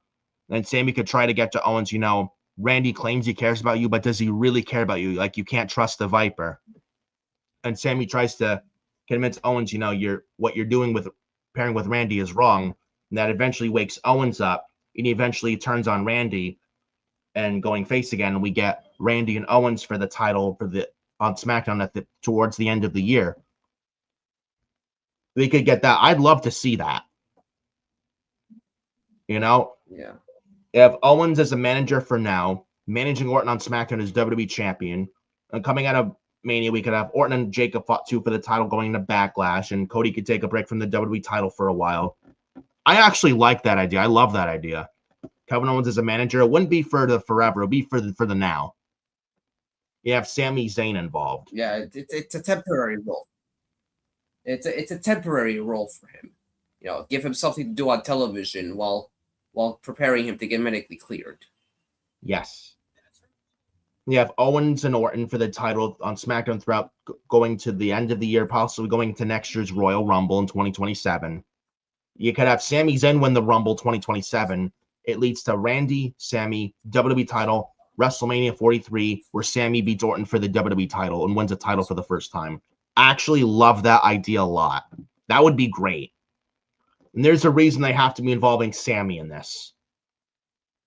And Sami has been involved lately. Yes, he's been involved with Trick Williams and Carmelo Hayes, and now with Orton and Cody. So I actually hope they do this, but I think as far as tomorrow night SmackDown, I think it's Cowboy Bob Orton, which makes sense, I guess. And no, I don't think it's going to be The Rock. It's not The Rock. I would be shocked. It's not going to be Dwayne. It's not going to be Vince McMahon. Yeah, I've seen some idiots. Oh, it's going to be Vince McMahon. This is the perfect time for Vince McMahon to come back. No, it's not Vince, and nobody wants him there. You really want an 80-year-old corpse there? who is out of touch with pro Oh my wrestling. God. An 80-year-old skeleton. Yeah. Yeah, that's exactly who I would want on my television. Yeah, an 80-year-old guy who looks like he's 200. He's terrible. Yeah. Yeah, can you imagine Vince McMahon basically be a manager? He's on television trying to speak. Oh God, I don't even want to think about that. I don't want to guy have can't nightmares speak. of that. He looks, like he can barely move. Like literally, like you want this guy on television. That guy, he can barely move. Yeah. My He looks goodness. like he's about to collapse at any moment. Yeah. No, it's not going to be Vince, and it should not be Vince. It should never be. It's not Vince. going to be Dwayne. I think it's going to be. Yeah, it's going to be Cowboy Bob Orton, more likely. Yeah. And it makes sense as well to given the story of a family. Yes. Wrestling has more than one royal family. Yes, it makes sense for a Cowboy Bob Orton, and I don't think you involve the Ortons there. Yes, and Cowboy Bob Orton, he's not been seen. Correct me if I'm wrong. Okay. The last time we saw Cowboy Bob Orton was 2005. Yeah, I think the last time we saw him, I think was I think the last time was 05. I think he interfered in the Hell in a Cell match between his son Randy and Undertaker. Yes, Armageddon 2005 and Hell in a Cell. You know what an underrated rivalry that was in 05, Orton and the Undertaker. What an underrated rivalry that was. You know, and Orton was the legend killer. He had the lesser tattoos, and he was dubbed as the legend killer. He was away from Evolution and stuff like that, and he almost broke the Undertaker streak at WrestleMania 21 in Los Angeles in April 2005.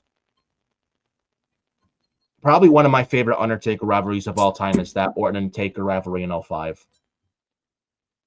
Now, the Ortons lit the casket on fire that the Undertaker was in at No Mercy 05, and then Survivor Series 05 in Detroit, where Undertaker came out of a burning casket. You know? Uh-oh. Yeah, he burned the casket, and then the month later, the Undertaker was back in that very same casket. That on fire casket, and he pushes the casket door completely off down, and then this was after Team SmackDown beat Team Raw at Survivor Series 05, where Orton was the sole survivor representing SmackDown. So that was great. Yeah. But we could very well see Bob Orton on tomorrow night's SmackDown Friday, and they're in St. Louis, which is Orton's hometown. So that's something to look out for. So we'll see. We'll see. What we can see, though, no pun intended, John Cena's hosting WrestleMania a few months after retirement, and he's back on WWE TV hosting WrestleMania. I got a lot to say on this. Now, listen. I like John Cena. Don't get me wrong. But don't you think it could have been anyone else hosting WrestleMania? John Cena has been retired for that long. At least it was a couple years after he retired. That would be different. But a few months after retirement. But the only reason you have him as the host for this year's Mania is to boost ticket sales, because the ticket sales are still not where they need to be yet. Well, maybe if you did New Orleans for next weekend as originally planned, you would have sold out that show no problem. But again, this is an Ari Emanuel, Mark Shapiro move that they want Mania in Vegas for a second year in a row, because all they think about is fucking money, and they don't give a shit about us. They don't care. Is TK Owen, Endeavor, and Ari Emanuel, Mark Shapiro. They don't give a fuck. And I really think they're having John Cena as hosting this year's Mania to boost ticket sales. And I think they reported as well, and I believe that report. What are your thoughts?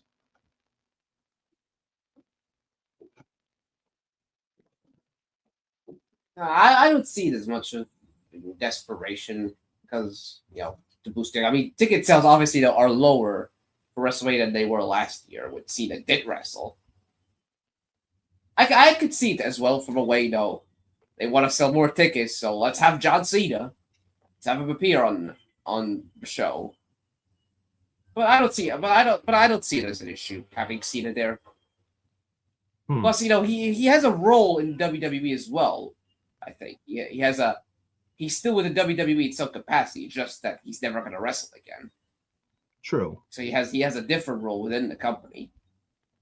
So I don't think it's an issue having John Cena host WrestleMania. Mm-hmm. I mean, it gives him something to do.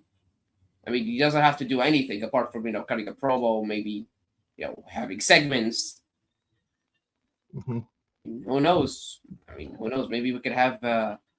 Maybe he could confront one of the main event guys from in the main event matches from WrestleMania. Maybe he could get him and Punk confront each other.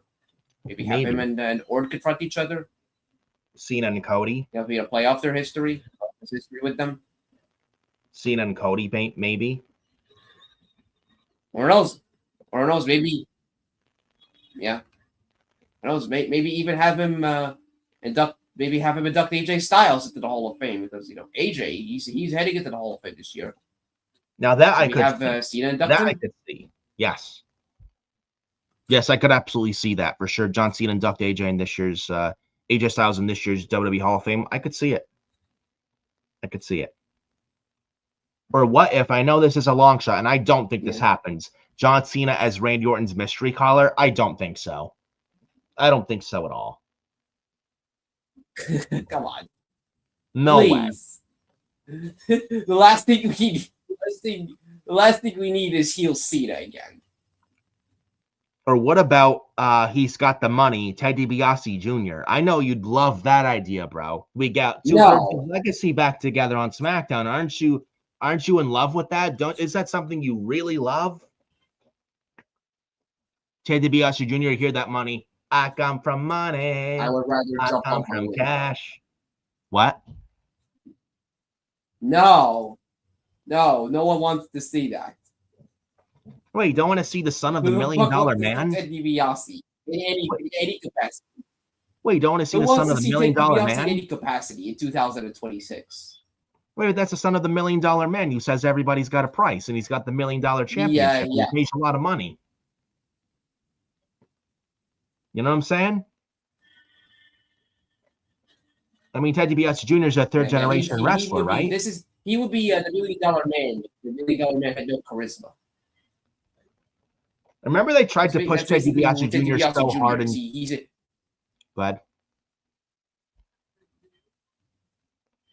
Yeah, he's the $1 million man, but without the charisma or the in-ring skills.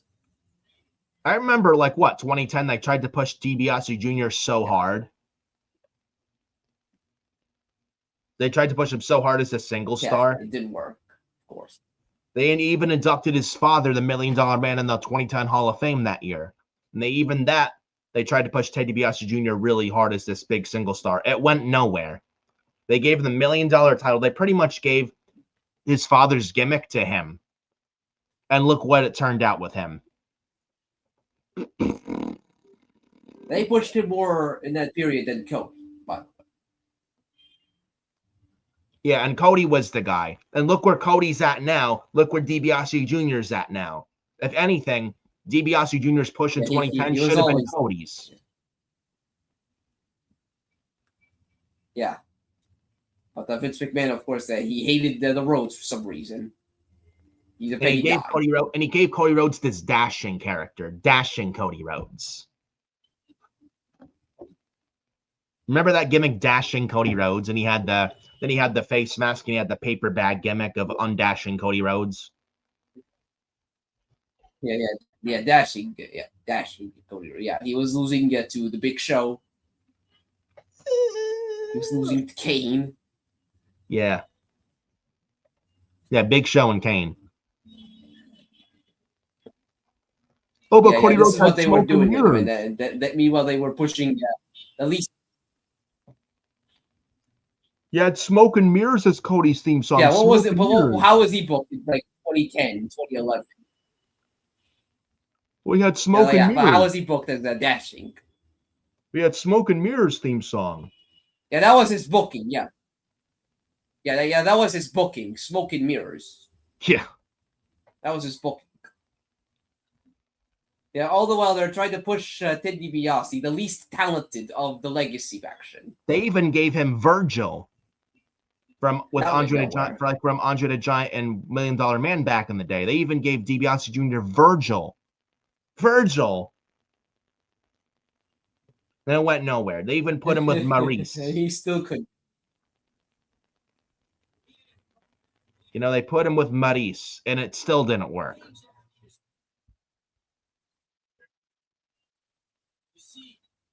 I mean, I remember DiBiase Jr. in 2010. They had him go over like who? Christian, Rey Mysterio, Kane. They had him go over these guys. Disgusting. Imagine being those names and you're told that you have to put over Ted DiBiase Jr.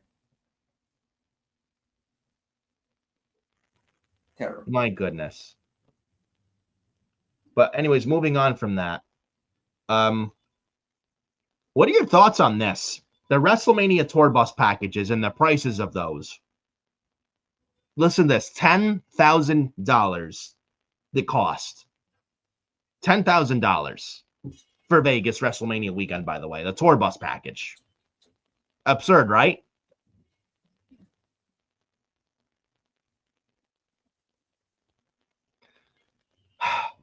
Yeah, $10,000 for what?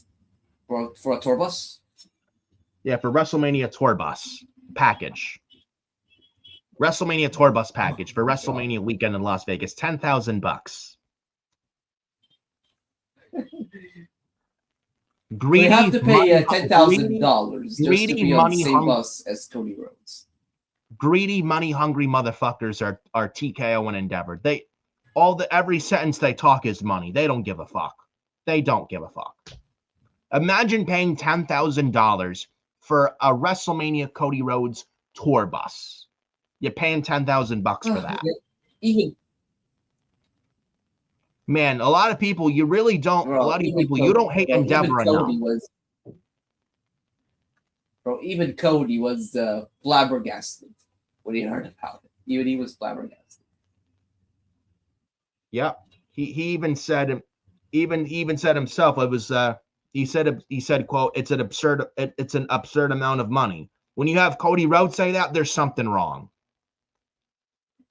Like he pretty much. Like this is what I guess what said it's like he said it was absurd and what does it say? It's some long quote here. He says that it's $9,950 per person price tag, first sold at WrestleMania 42 bus tour. And Cody says it's an absurd amount of money. But he said he wants to make sure every fan who paid well feels like they got a unique experience. But again, when you have Cody Rhodes call that out and say it's ridiculous, that's an issue. That's a major issue. Like I understand Endeavor is in a lot of fucking debt. I get it, but to outprice your people is not fucking cool. I agree with Cody. Like who is going to pay $10,000 out of their wallets to give to Endeavor, WWE TKO, and give them that money of $10,000? What company does that? Who? Like, no, that's not normal. I don't get no it. Like, company it's does that. absurd. You know, not even the biggest company, not wrestling related, not even a non-wrestling company organization does that kind of like just ridiculous, like ludicrous kind of shit. Nothing, you don't see that from any other big ass company out in the world. You never see that. This is ridiculous. $10,000 to go on a tour bus guide. Like what? I would never pay that amount of money. And you wouldn't either. This is just insane. I would pay that amount of money even if it was The Undertaker. I wouldn't even pay that amount of money even if I met John Cena. Just to meet him. Yeah. Like let alone Cody. Like I would pay that money to pay. I I will pay $10,000 of my own money just to go on a bus to meet a celebrity. Yeah. It's fucking absurd. Literally. Not even a tour bus with a non-wrestling celebrity would not even charge this fucking much. Not even that they charge that damn much. Like, holy shit. Like, can Endeavor just calm down on the fucking prices, dude? Or are they this obsessed with paying off this amount of debt? Are they that obsessed with that? My fucking goodness. Like, they are. $10,000. Are you kidding me?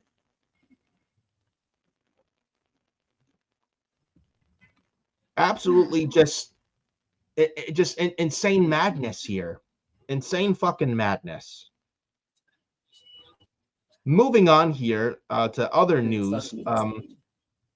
Might as well mention celebrities. IShowSpeed, apparently there are plans for IShowSpeed at WrestleMania. Apparently, if I can pull up the news here, this is from right here. Now, this is from The Observer. Again, take them with a grain of salt, though I can believe this. Apparently, the expectation is IShowSpeed, Logan Paul, and Austin Theory, the new World Tag Team Champions who won the titles off the Usos from Raw and MSG this past Monday, by the way.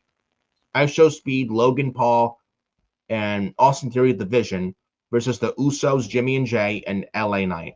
6-man tag WrestleMania. Apparently, according to The Observer, that is the expected match or one of the expected matches to be announced soon for WrestleMania. I don't know how you really feel about this, about a IShowSpeed celebrity coming in and taking a spot away from someone full-time on the card, take a WrestleMania spot away, stuff like that. Then you got Logan Paul. I wouldn't even call him a celebrity anymore. He's a wrestler, is Logan Paul. I don't even acknowledge him as a celebrity anymore. Got Logan Paul, who's good at what he does in the ring. Got Austin Theory, you got the Usos, you got LA Knight, then you got IShowSpeed, a celebrity in there. What do you feel about IShowSpeed potentially wrestling at WrestleMania? What do you think of this direction for LA Knight? Like, do you think LA Knight could do something a lot better? I don't know. What are your thoughts on this whole thing? And do you think, like, this could actually, and now if this match happens at Mania, what do you think of this match turning out at Mania? Because the last time we saw IShowSpeed was in the Royal Rumble in 2025, February 1st in Indianapolis, Lucas Oil Stadium, where, let's just say, Bron Breakker broke him in half with a spear, which I thought was hilarious.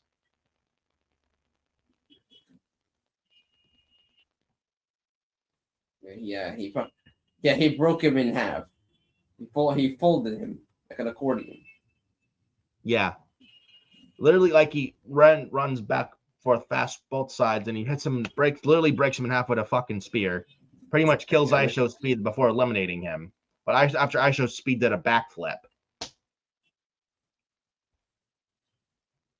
But what do you think of IShowSpeed on the WrestleMania card? Do you think he was more concerned with his. Go ahead. He was more concerned with his backflips than he was concerned with the Royal Rumble match. Yeah.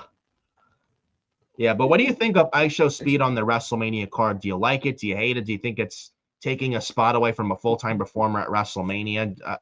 And if this match takes place at WrestleMania, do you think LA Knight deserves betterness? And B, do you think IShowSpeed? What do you think of the match? Do you think it's a good match? Ends up being a good match or bad match at WrestleMania?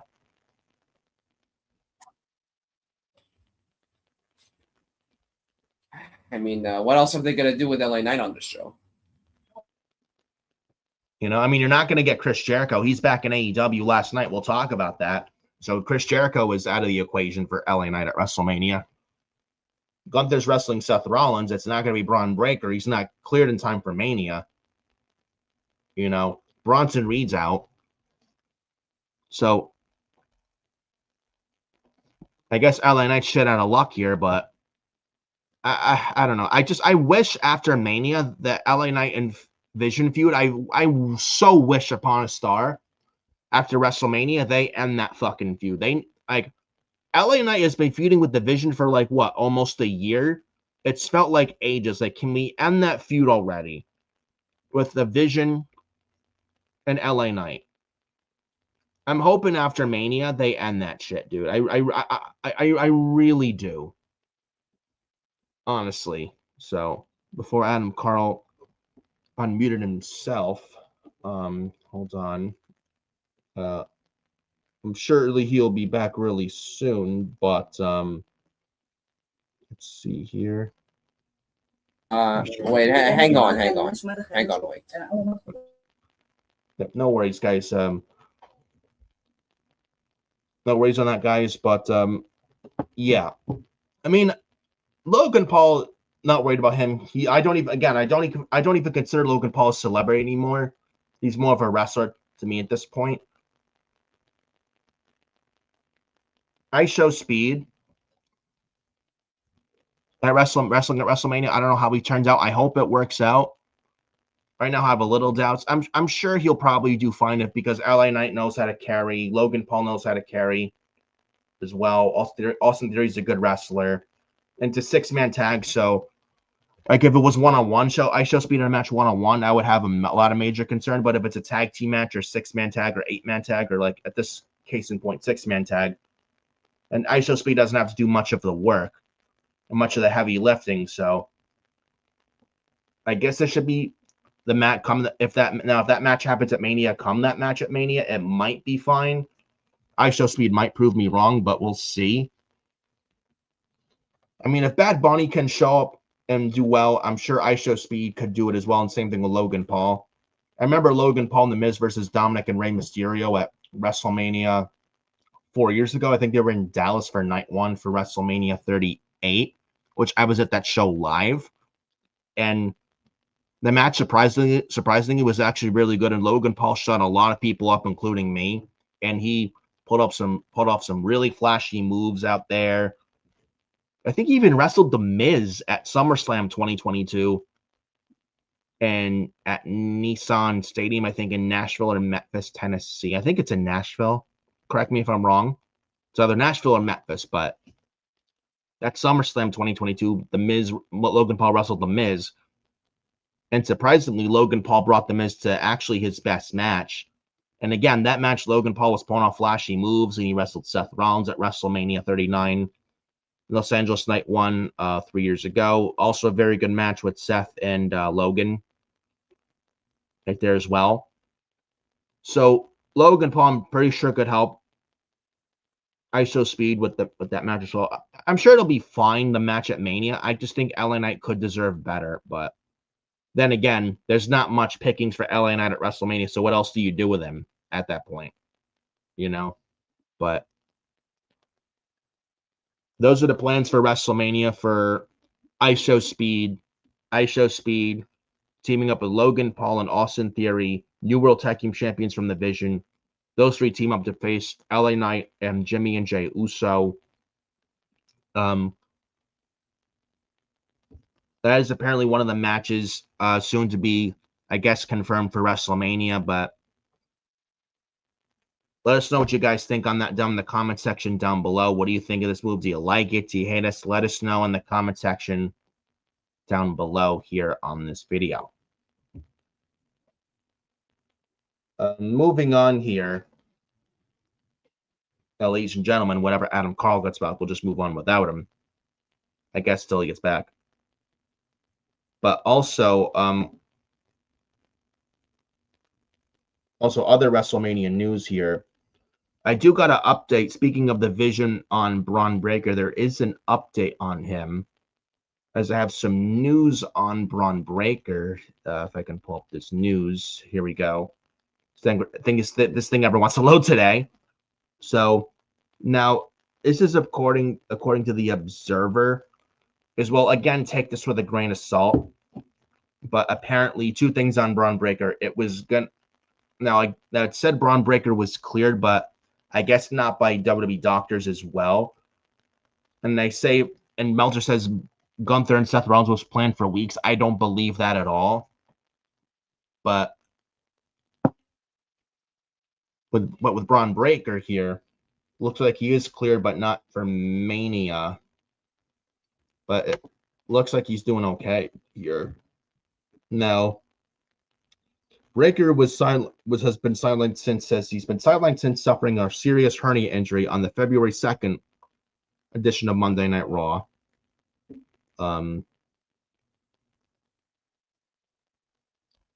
it says with both Bron Breakker and Seth Rollins going through their respective rehab processes, the expectation that had been that the two would meet at WrestleMania 42.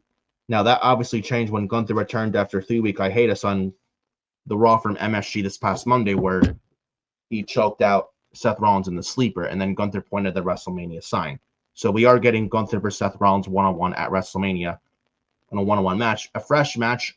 It should be a good match, but there's no story, and it doesn't make any sense because they've not interacted one time, and there's just zero story to that. Now, granted, they have 2 weeks to go to Mania to try and explain that, but we'll see what they do regarding that. But Gunther and Seth Rollins at WrestleMania does not make any sense whatsoever. So, other reading report that now the original plan was supposed to be Seth Rollins and Bron Breakker at WrestleMania, as well as at WrestleMania Gunther versus Rey Mysterio. But Bron Breakker, though cleared but not cleared by WWE doctors yet. I'm sure we'll get Gunther, Seth Rollins at WrestleMania with Breakker costing Seth the match with Gunther, and Gunther should absolutely beat Seth Rollins at WrestleMania. And have Breakker cost Seth Rollins the match.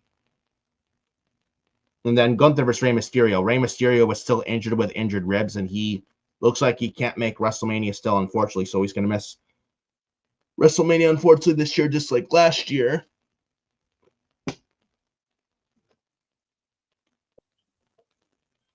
So it sucks, I mean, that the injuries had to lead to Seth versus Gunther. I mean, you're not leaving Gunther off the card. The guy retired Goldberg, AJ Styles, and John Cena. You're not leaving Gunther off the card, and you're absolutely not leaving Seth Rollins off the card if he's cleared to go by Mania.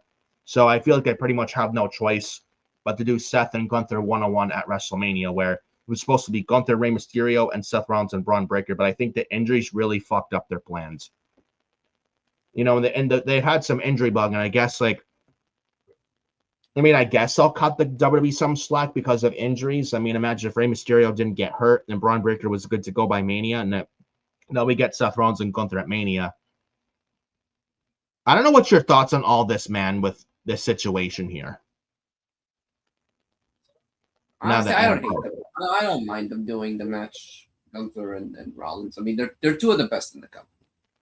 Yeah. And it's a WrestleMania level match. And it's also a fresh match. I think the last time they wrestled was when Gunther was Walter. I think this was when he was NXT UK champion. I think it was his Raw in London, I think, early November 2019, I think. Yeah, it was in the build-up to Survivor Series. Yes. That was when Gunther was Walter. Yeah. So I don't have an issue with it. I mean, you gotta make the best out of a bad situation. Yeah, Rey Mysterio was supposed to wrestle Gunther, but Rey's still injured. Yeah. And obviously Rollins, you know, this is the second match. I don't want to say it's funny because you know, I hate injuries. I don't want to wish injuries for anybody, but it's kind of I would say more so eerie. Yes. If that's the right word. So it's eerie. You know, the same WrestleMania, this year WrestleMania 42, the same WrestleMania, two of Seth Rollins' matches had to be changed because of an injury. Yeah. You know, for the first one, he was going to face Roman for the World Heavyweight title. He was supposed to go into this year's WrestleMania as the World Champion, but then he stupidly did that coast-to-coast headbutt. Yeah, that flying Benoit flying. He injured his shoulder. He had to make it a stupid. I don't know why he even did that move in the first place. Yeah, one of the dumbest moves I've ever seen. He had to vacate the World Championship because of an injury, and everybody thought he was going to miss WrestleMania. Then he comes back at the Chamber. Yeah. Then he comes back at the Chamber. But then before that, Bron Breakker gets injured on the Raw after the Royal Rumble. He injures his hernia. Then Rollins comes back at the Chamber. They were hoping Bron Breakker would come back in time, but then he didn't. And then and now they have a match. On the other hand, Gunther, he was supposed to wrestle Rey Mysterio, and Rey's injured. So basically, they're stuck in a rock and a hard place. They had two of Seth Rollins' planned matches changed because of injuries. One of them happened to Seth himself. They're weeks away from the show. You gotta do something to put these two guys on the card. Because Gunther, you're not gonna leave him off the card. He just retired Goldberg, Cena, AJ. It will be booking malpractice to take him to leave him off the card. Yeah. And Rollins, he got cleared right before WrestleMania. So you had to have him in a match on the card. So this is what it led to. I mean, there's not much story between them. I mean, it definitely feels rushed. But you gotta make the best out of it. They've not interacted one time during this build. It's like there's no story and it makes no sense. Yeah, and Gunther was off TV before that for 3 weeks. Yeah, 3-week hiatus. He beats Dragon Lee, then he's off TV for 3 weeks. Literally, like they did nothing. Like he was off of television for weeks. I don't even think he was mentioned. Yeah, and I think they were probably waiting on Rey Mysterio's status, and then they went ahead with the match. Yeah, honestly, I think that's what it boiled down to. And Rey Mysterio is not going to make Mania this year, sadly. So now they have to do Gunther and Seth Rollins, because Rey Mysterio's not going to be making it back in time for Mania. Then the same thing with Bron Breakker, and the guy just got hernia surgery.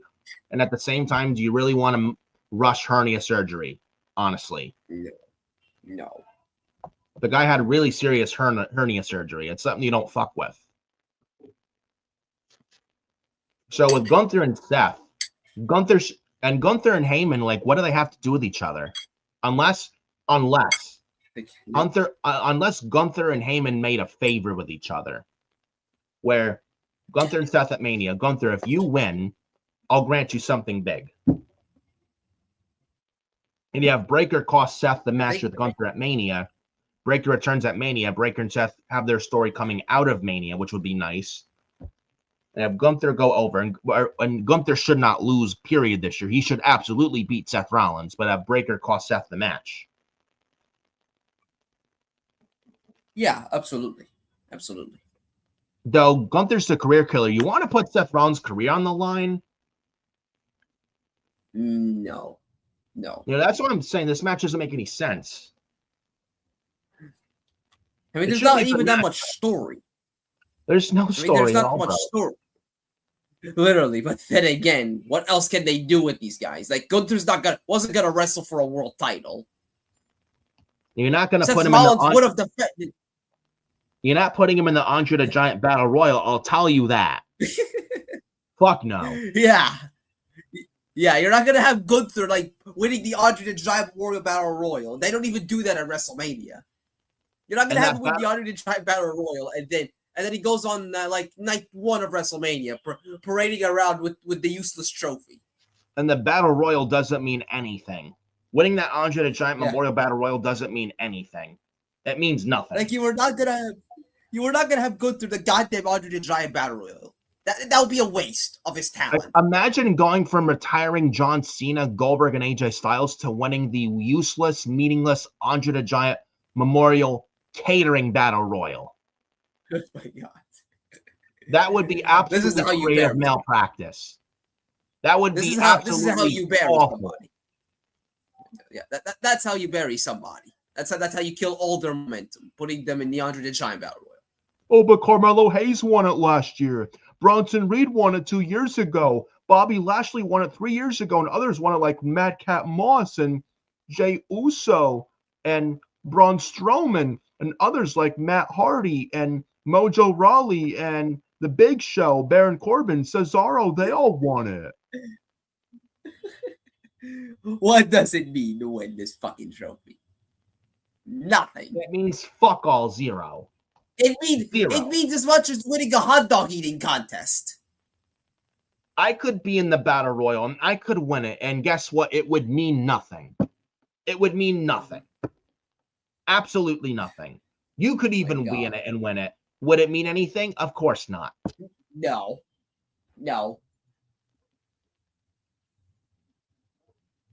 Oh, but Carmelo Hayes won it last year. Look what it's doing it for him right now. Melo won it last year. Yeah, and he carried some Andre the Giant necklace, right? Called it Dre.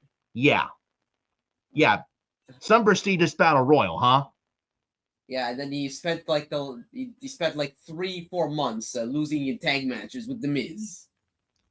And losing to Aleister Black, who came back last year, where Miz and Mello were jobbing to Black last year on SmackDown. Yeah, some battle royals. Yeah, some prestigious Andre the Giant Memorial Battle Royal. Thank God, yeah. Yeah, so yeah, no. Gunther was not going... Yeah, Gunther, you're not going to put him in the fucking Andre the Giant Battle Royal. He wasn't going to challenge for a world championship this year. Seth Rollins would have been in a world title match this year had he not injured himself. It was supposed to be Seth Rollins and Roman Reigns and CM Punk and Cody Rhodes. But Seth's injury fucked up their plans. Yeah. So, like it felt like what else were you like going to do with it feels Rollins? like an injury bug curse with this thing. An injury bug curse. Yeah, so what else were you going to do with Rollins? Like the only other thing you could have done with Seth Rollins was maybe a tag match. I think we discussed it for weeks. The only other match you could have done with Seth Rollins was a tag team match with him and LA Knight teaming up against Austin Theory and Logan Paul. Yeah, but then again, is that really a big Mania-worthy match for Seth, though, at the end of the day? No. Or even what, before Bronson Reed was injured, the other match you could have done was maybe a trios match, 6-man tag, Rollins, LA Knight, and Bad Bunny versus Bronson Reed, LA Knight team division, and facing himself. I got it. Yeah, it was Seth Rollins, LA Knight, and Bad Bunny against Logan Paul, Austin Theory, and Bronson Reed. That was the only other match you could have done with Rollins before Bronson Reed got injured. Yeah. So, like, you're shortage on matches for Rollins. I would think as well. Part of it. I mean, I don't want to shit on Seth Rollins. Obviously, he's one of the best to ever do it. So that's not me shitting on Rollins. But a part of it is kind of Seth Rollins' fault because had he not injured himself, had he not done that coast to coast headbutt, his plans would be so complicated. They will be trying to finding a solution to how to put him on the card. Like it wouldn't have taken them until like the end of March. It would have taken them until the end of March to finally figure out a match for him at WrestleMania. I think a part of it is his fault for injuring himself. Because if he wins the Rumble, he would be going into this Mania as the world champion. He would have had a match set in stone after the Rumble. Yeah. So, I mean, again, not much story between them, but it should be an excellent match. But like, if you give these two time, if you give them 20, 25 minutes, that could actually be the best match on the entire WrestleMania card from an in-ring standpoint. Yeah. But so what do you do though with Gunther after Mania? I could see a favor. I think we discussed it as well days ago. You could do this. Could be the big favor. Like Gunther, he doesn't face Seth Rollins, and he doesn't have Rollins put his career on the line because Seth Rollins is not going to retire anytime soon, and he shouldn't. I could see wrestling for maybe another 10 years, same as Gunther as well. But maybe the match isn't for Seth Rollins' career. Maybe it's more so, it's a kind of a negotiation with Gunther and Paul Heyman. Because you have Paul Heyman because he was getting attacked for weeks by Rollins, and he was about to get curb stomped before Gunther came in and choked Rollins to sleep. Yeah. Maybe there's a deal in place with Gunther and Heyman. Gunther, he helped Heyman, and he's going to take out Seth Rollins. He will beat Seth Rollins at WrestleMania. And Heyman gives Gunther something in return, and what Gunther wants in return after beating Seth Rollins, but doesn't end his career, is a SummerSlam match against Brock Lesnar. And he wants Lesnar's career to be on the line. You could do that. You could probably do that. Because if Lesnar, if he is indeed done this year, if he's done at SummerSlam in Minneapolis, you have Lesnar put his career on the line against Gunther. Probably could do that. Yeah, this is how you can get out of Rollins, having to put his career on the line because if You give Gunther the choice. Who does he want to retire? Seth Rollins or Brock Lesnar? And this is where you have Gunther, he chooses to go with Lesnar as the guy he wants to retire. And Seth Rollins gets to keep his career intact. Could probably do that. I actually like that idea. That could actually be something. I actually like that. So we'll see what they do with that. Now, that's if Brock Lesnar loses to Oba Femi at WrestleMania. Now, if Brock beats Oba, because if you see lately with the Oba and Brock Mania build, Oba's been getting the better of Brock since the start of their build. Oba's been getting the better of Brock. What if Brock goes over Oba at Mania, but he barely beats Oba at Mania? And we got a rematch with part 2, with Oba getting his win back at SummerSlam in Minneapolis. It retires Brock there instead of Gunther. Now, this all depends on Gunther and Oba outcome. This all depends on the Brock Lesnar Oba Femi outcome at WrestleMania. So maybe. This all depends on what happens with Oba and Lesnar at WrestleMania, who goes over. Now, if Oba wins, then you do Lesnar Gunther at SummerSlam. But if Lesnar wins, Lesnar Oba at SummerSlam. I think it all depends at the end of the day what the outcome is between Lesnar and Femi at WrestleMania, if it's on night 1 or night 2, which I think should be on night 2 in my opinion. So we'll see what they do with that. But actually, so we'll see. Again, we'll see what happens, but all depends. If Oba beats Brock, we're getting Brock and Gunther at SummerSlam. But if Brock beats Oba, we get Brock and Oba number 2 at SummerSlam in Minneapolis, Brock's hometown. I think that's one of the routes they go. Has to be. So we'll see. We'll see what they do, but I do think Bron Breakker cost Seth Rollins the match at WrestleMania. He should. And I do think we see Breakker back at WrestleMania. So we'll see what they do. Yeah. Other news, we got Matt Hardy. He tweeted out the other day, it's a travesty to watch the Usos get beaten by Logan Paul and Austin Theory for the World Tag Team titles on Raw. I bet the WrestleMania 42 crowd would go crazy if the Hardy Boys beat their ass and brought the World Tag Team titles back home to our home, the WWE.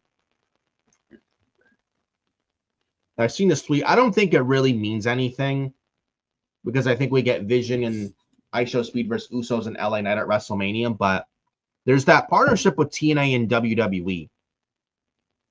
Maybe I could see maybe SummerSlam.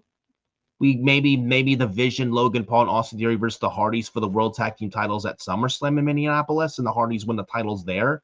I mean, there is the partnership with WWE and TNA. I don't know how you feel, but I can't see this at WrestleMania, though. I don't think it's going to be the WrestleMania match. As well, you get how many weeks as well? What, 2 weeks? We got 2 weeks to go. It's gonna feel you're rushing it by that rate.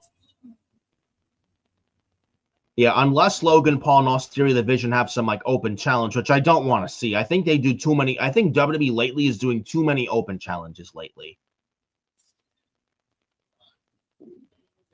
I don't know how you feel, but so yeah. Well, actually, fun fact about the Hardys it was 9 years ago today, April 2nd, 2017. It's funny you read my mind. I did watch a little clip of that before we went live here. It's funny you say that. Go ahead. Yeah, it was 9 years ago today, April 2nd, 2017, where the Hardy Boys made their WWE return at WrestleMania 33. They won the Raw Tag Team titles, now the World Tag Team titles, in a Fatal 4-Way ladder match. Orlando, Florida, the Camping World Stadium, former Citrus Bowl, Orlando, Florida. Where the New Day were the hosts of WrestleMania 33 in 2017, where he had some Fatal 4-Way ladder match for the Raw Tag Team titles. He had the Hardy Boys, he had Enzo and Cass, he had Gallows and Anderson, and he had the Bar, Sheamus and Cesaro. Man, do I miss the Bar. They were a great team. Yeah, Sheamus and Cesaro. But the Hardys came out to a monster pop. The Hardy Boys. And yep, on 9 years ago on this day, so yeah, that was such a great moment. I'll never forget that. Still remember it so good to this day.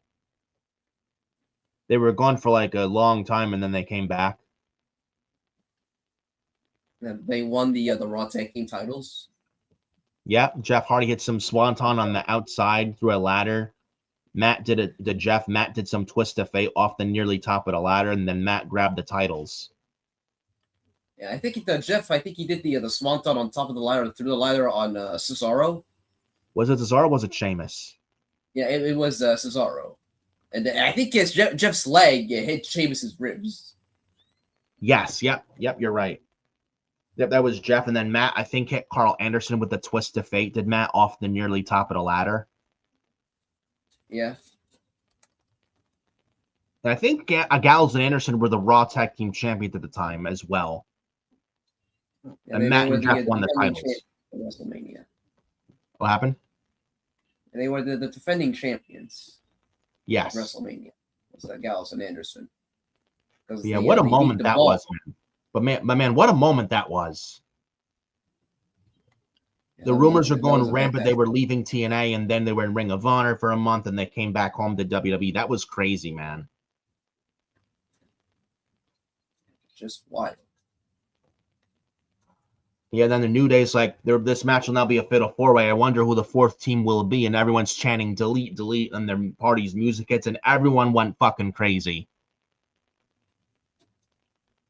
Like there was no roof on Camping World Stadium, thankfully, but it was so great seeing them back. If there was a roof, it would have fell on the audience. You think?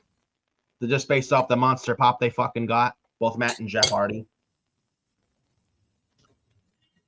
Yeah, that was a great moment, but yeah, I don't think we get Hardy's Envision for the World Tag Team titles at WrestleMania. I don't think we do. If anything, maybe around SummerSlam, but not at WrestleMania. But yeah.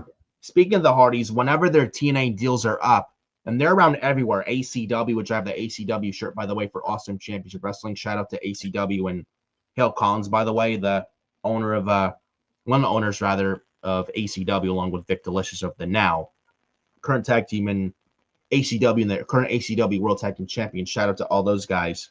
Hardys have been in ACW. They've been all around the indies and wrestling. And they're in TNA. They're current TNA World Tag Team Champions. They're everywhere. And I do believe whenever the Hardys TNA deals are officially done and expired, I do believe the Hardys' next destination and their final destination is WWE. And I do see Matt and Jeff Hardy retiring home in WWE before they fully retire and go in the Hall of Fame. I truly believe that.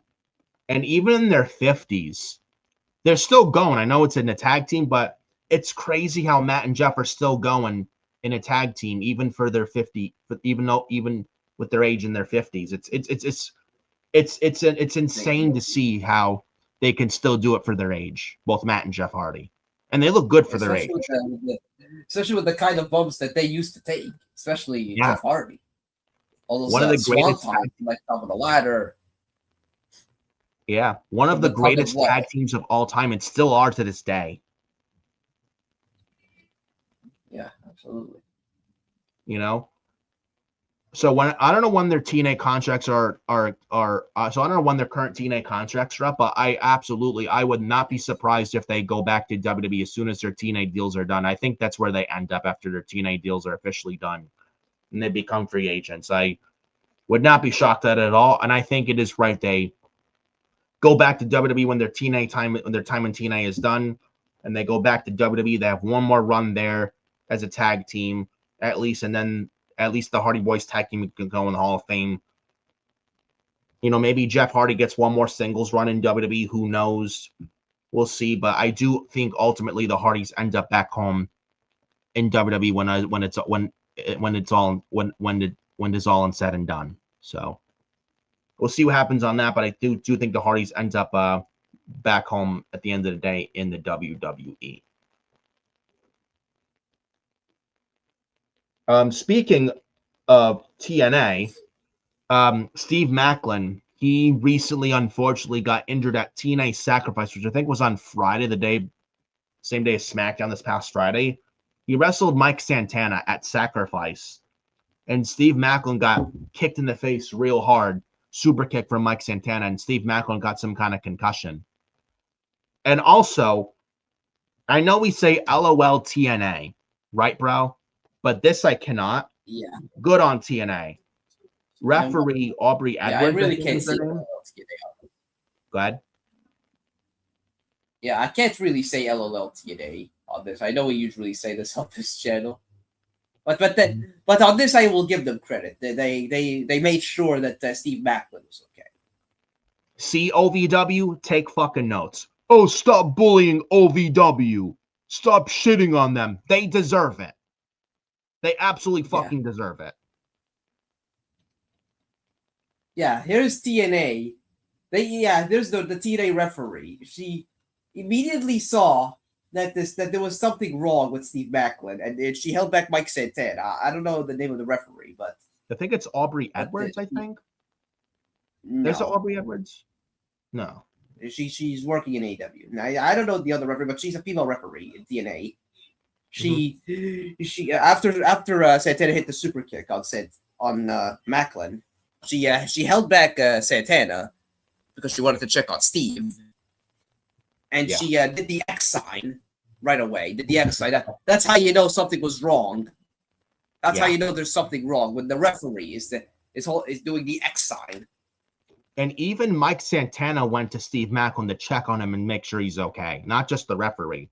So I got to say good on TNA's behalf for doing the right and professional thing, for checking on Steve Maclin to make sure he's okay.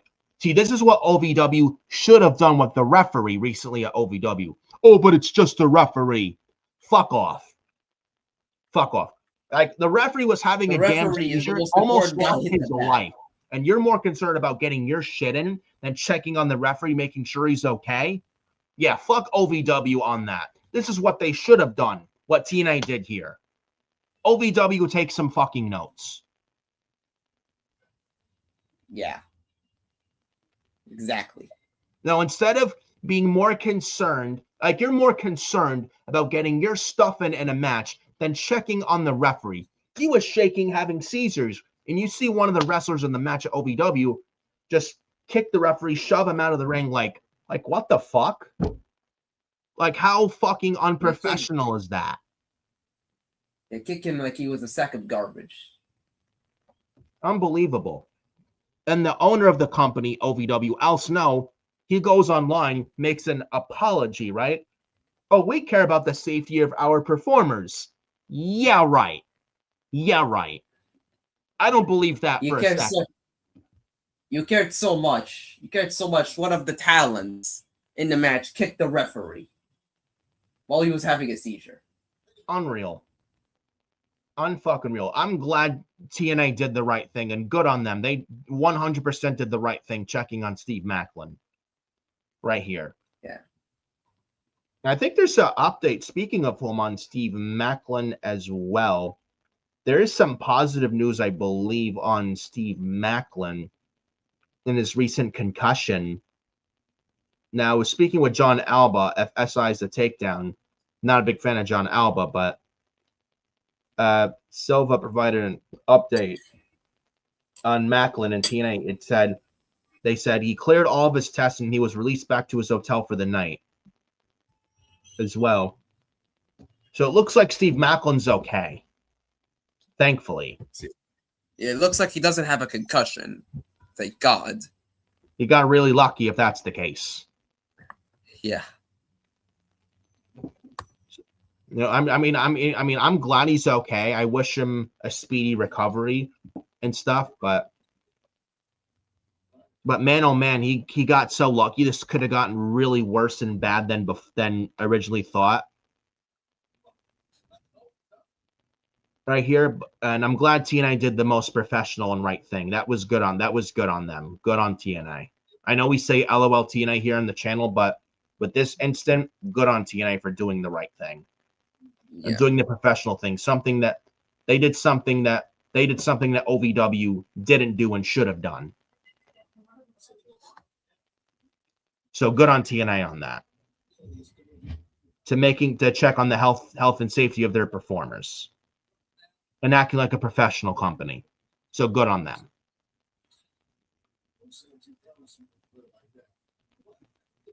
Other news here on on today's episode, Bianca Belair.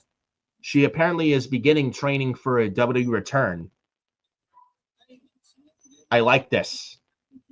Now, this is according to BodySlam.net that though no confirmed date though no confirmed return date has been established at this time, that even though that she's beginning training for a return this year to the ring is Bianca Belair. The report also indicates that Belair is now taking the first steps toward returning to competition, with the return described as coming sooner or later, depending on how her recovery continues to progress. Now, Bianca Belair, the last time she wrestled was WrestleMania 41 Night 2 last year. She wrestled a triple threat for the women's world title. Was her, Io Sky, and Rhea Ripley. Match of the weekend and a match of the year candidate. And then the last time she was seen was Bianca Belair. Was Evolution last July. She special refereed a match between Jade Cargill and Naomi. Some kind of no-holds-barred match. And that was the very last time Bianca Belair was seen on WWE television. She hasn't been seen since then. And now she's starting to train for a return and should be back sooner or later. I don't know how you feel about this. I like this, and hopefully her turn cannot come soon enough, because that SmackDown Women's Division, man, so fucking bad. Even with Rhea Ripley there, and the Rhea and Jade build to Mania, it's been shit. And Rhea is trying, but Jade Cargill just doesn't give a flying fuck. She don't care. She don't care at all. Bianca Belair cannot come back fast enough. I'm hoping it's sooner. The sooner, the better. So what are your thoughts on that? Yeah, they need her back. They need Bianca Belair back very fast. Because that's back the women's division. They need all the help that they need. Right now, they're deplorable. And Bianca Belair's presence has sorely been missed, dude. Sorely missed. Her back would make Bianca back would actually make things a lot better. You know? Oh, but Bianca Belair is overrated. She always wins. You don't realize how important she is to that division. She actually makes the division that much better when she's there. So I'm hoping soon. The sooner the better. The sooner she comes back, the better. Hopefully it's not later on. Hopefully it's soon she comes back. You know? They have Rhea and Jade at Mania. I don't know who wins that match, but I will say, if Jade somehow retains, have Bianca take that belt right off Jade and have the Jade experiment just end. We have Bianca as women's champion. We get Bianca and Rhea on a SmackDown program for the women's title. Imagine Bianca and Rhea on SmackDown feuding over the women's title. Sign me up. Sign me up. And that's the biggest match you could do for the women out of some at this point. Rhea versus Bianca. So I don't know what your thoughts are on that, too. I mean, it definitely is the biggest match they could do, especially on that SmackDown women's division. Yes. Jade and Jade Cargill and Bianca Belair. And they've been building it for years now. They have. Even with Mania last year, going to Mania last year. So it's going to happen. Yeah, I think they even fought in NXT, I think, in late 2019. That was a really good match. Yeah. So we'll see, but yeah, Jade and Rhea. Yes, no, Rhea and Bianca. Yeah, and they fought in Portland. Yes, for the women's title. Yes, February 2020. Yep, I remember. Yep, that's true. So hopefully Bianca's return is sooner than later. We'll see. But any recent update at Bianca Belair, we will keep you guys posted and let you know here on the channel. Hopefully Bianca's back soon. So we'll see.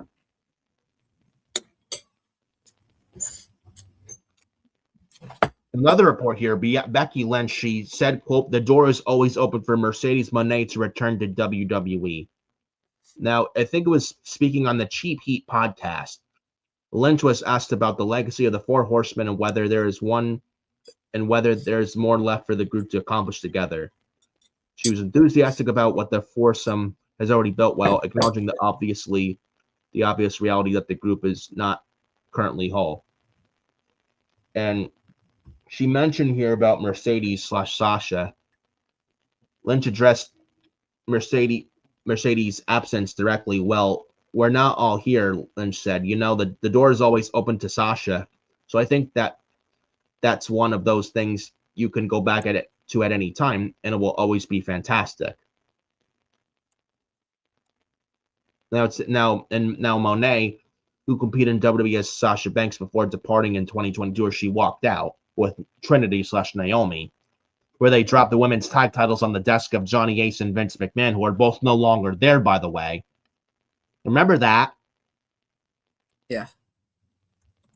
Dropped the women's tag titles on John Laurinaitis, People Power, and old corpse Vince McMahon's desk. And Vince and Ace, who are no longer there. Thank God. Now, Mercedes Sasha walked out on WWE in May of 2022. She left. Went to New Japan, became Mercedes Mone, became the face of AEW's women's division, held the TBS title, held many other titles, which was ridiculous. So she's been losing a lot of titles lately. She has, like, what, 5 left now? She has 1 left. 1 left. Ooh. Yeah. Interesting there, but Becky Lynch says the door is always open for Sasha to come back to WWE. Thoughts on this? Because I think though the Mercedes is currently with AEW. Whenever she is done with AEW, I think she goes back to WWE. I do. Yeah. I don't know what you think of this whole thing. I mean, Mercedes coming back. She's still under AEW contract. When her deal's done, I see her coming back. And I think that's where she ultimately ends up back to anyway. You know, again, what are your thoughts on this whole thing? No, I think we see her very soon. Well, first and foremost, I think we see her soon back on AEW television right after once she has lost all of her belts. She's got 1 already left. Yeah. I think there's a chance that she returns at Dynasty in Canada. I think there's a chance that she comes back there. Probably. In terms of the WWE return, I think it will happen at some point. Mm-hmm. I don't know about this year. No. Maybe yeah, not this year. Yeah, not this year, obviously, but maybe 27, 28. Or 29. Somewhere in that range. I could see it. Signed in what, March 2024. Maybe it's a 3-year deal with a 1 or 2 year option. I don't know how. Yeah. Maybe it has like 1 or 2 year option. So maybe 2027 to 2029, probably. Something like that. Yeah. But we'll see. But whenever a deal's up, I do see her back in WWE. I do see that. So we'll see what happens.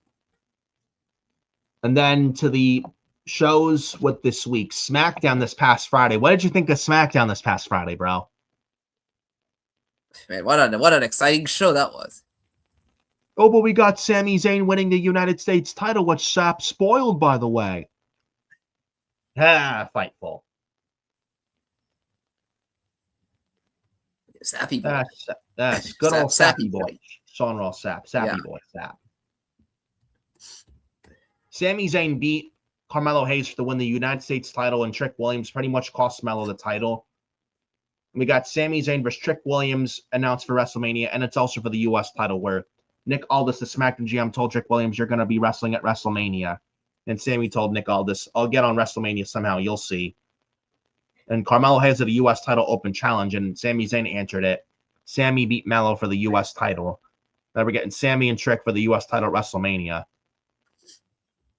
What are your thoughts on all this? And now the way how Carmelo Hayes lost, he didn't lose clean. Trick pretty much screwed him out of the title. I don't know if we get Trick and Melo this week on SmackDown the week after, and that's how we get Melo added to the U.S. title match at WrestleMania, because you're not leaving Carmelo Hayes off the card, and you're not putting him in a battle royal. You're not leaving him off the card, period. He's done such good work for SmackDown in that U.S. title, some of the best work, like one of the bright spots on SmackDown for months, and you leave him off the card, then every writer in that room in WWE Creative should be absolutely fucking fired right then and there on the damn spot, because in no way are you leaving Melo. There's no way you're leaving Carmelo Hayes off the WrestleMania card. That is not happening. You do Trick Williams, Sami Zayn, Carmelo Hayes, triple threat, United States Championship at WrestleMania. Don't at me.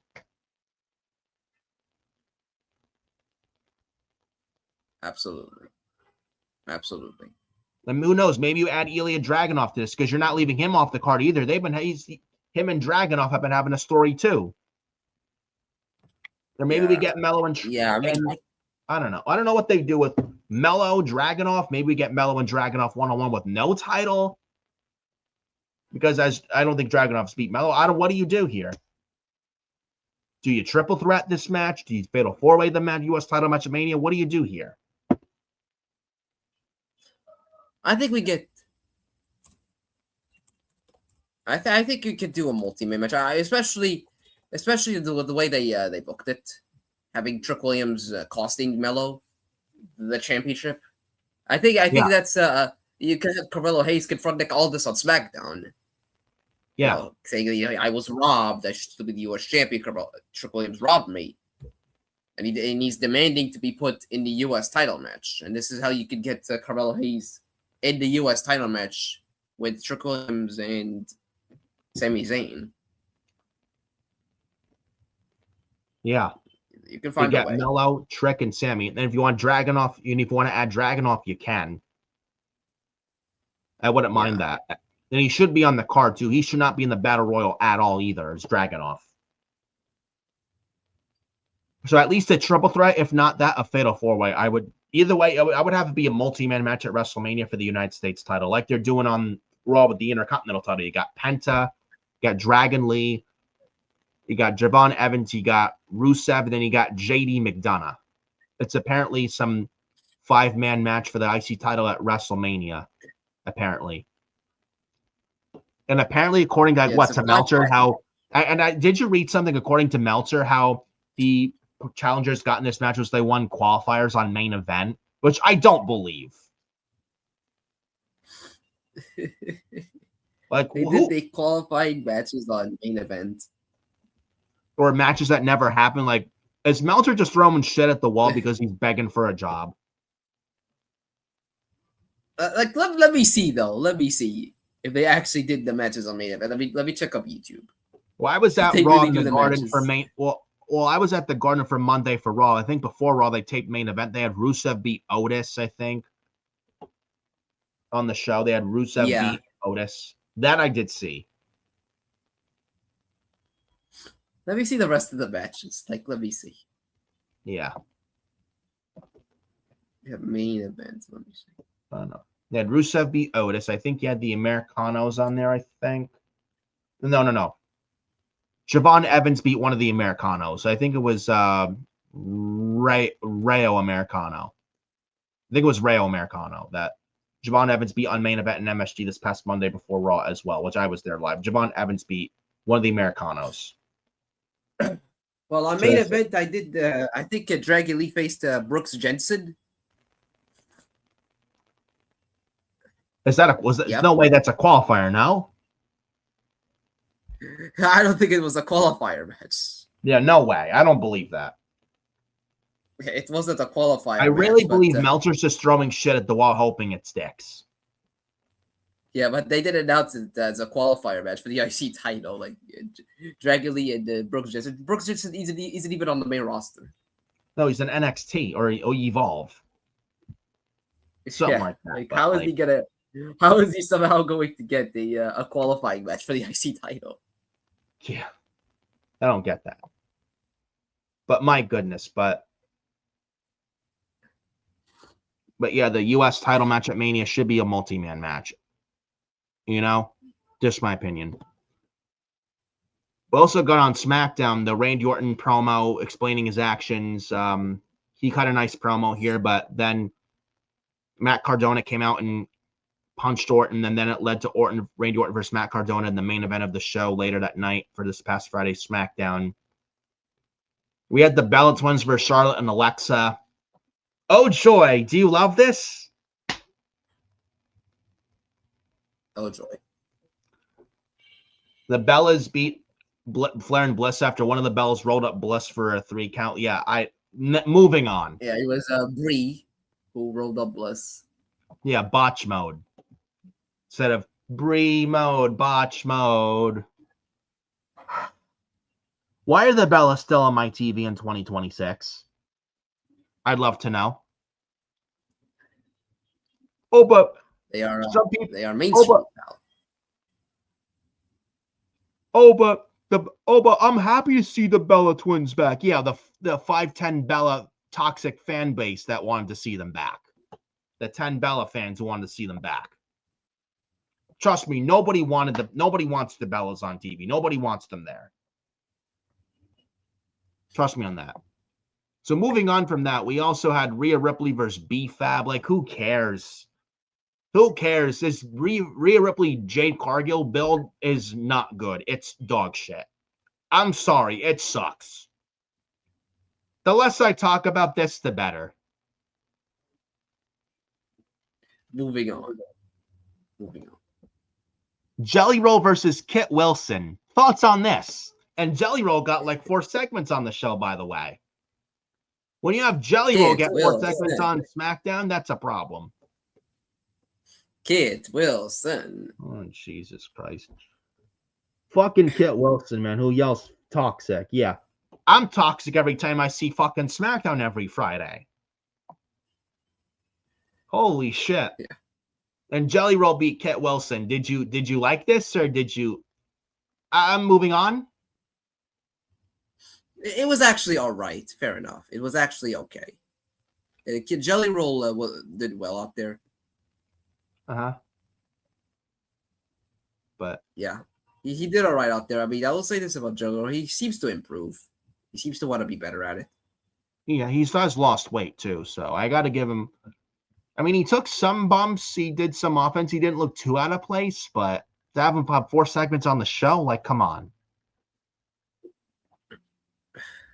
You know? Yeah, I think they need to slow it down. I think they need to be careful with Jelly Roll, not to overexpose him. Yeah, I agree. I mean, he respects the business. I'll give him the credit on that, but I think you need to be careful, especially with these celebrities. They need to be careful on how you use them.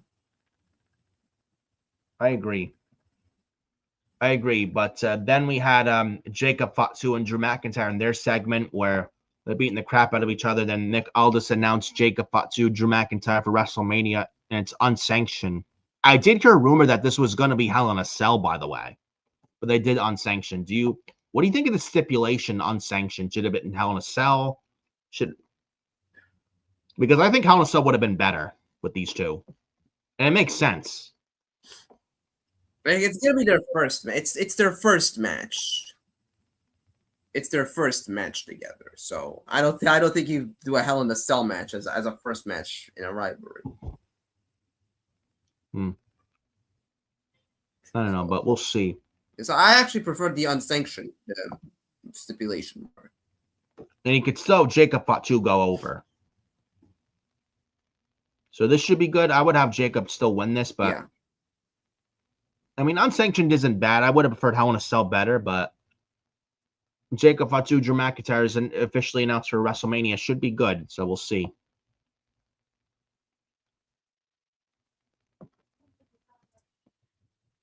Tiffany Stratton versus Julia.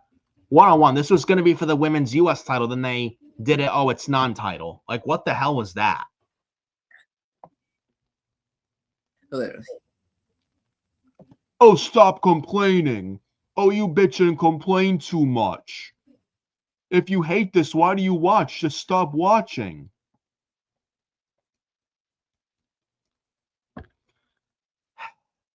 Oh, yes. The don't like it, don't watch it.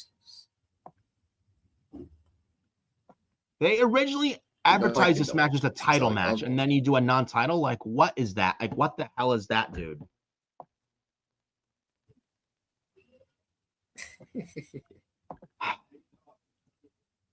And Julia won, especially by the way. The fact that Julia ended up winning anyway. Yeah, Julia won. Like, do you genuinely care about any of this?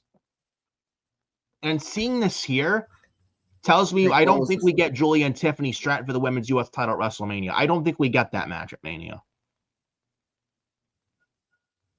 I don't think both of these women, unless something changes, unless something happens on SmackDown this week, I don't think both of them make the card. Do we get Julia, Tiffany, and Chelsea in a multi-person match for the title on the card? I don't want to see that. Please, no. And what is up with Tiffany Stratton lately, man? Have you noticed something different with Tiffany? Like she's just going through the motions.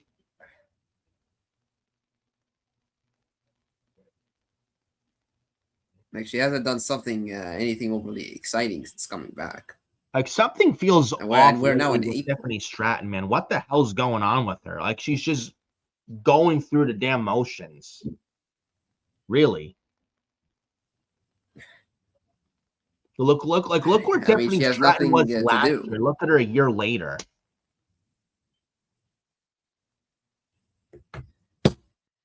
Like, what is she supposed to do when the division is deplorable?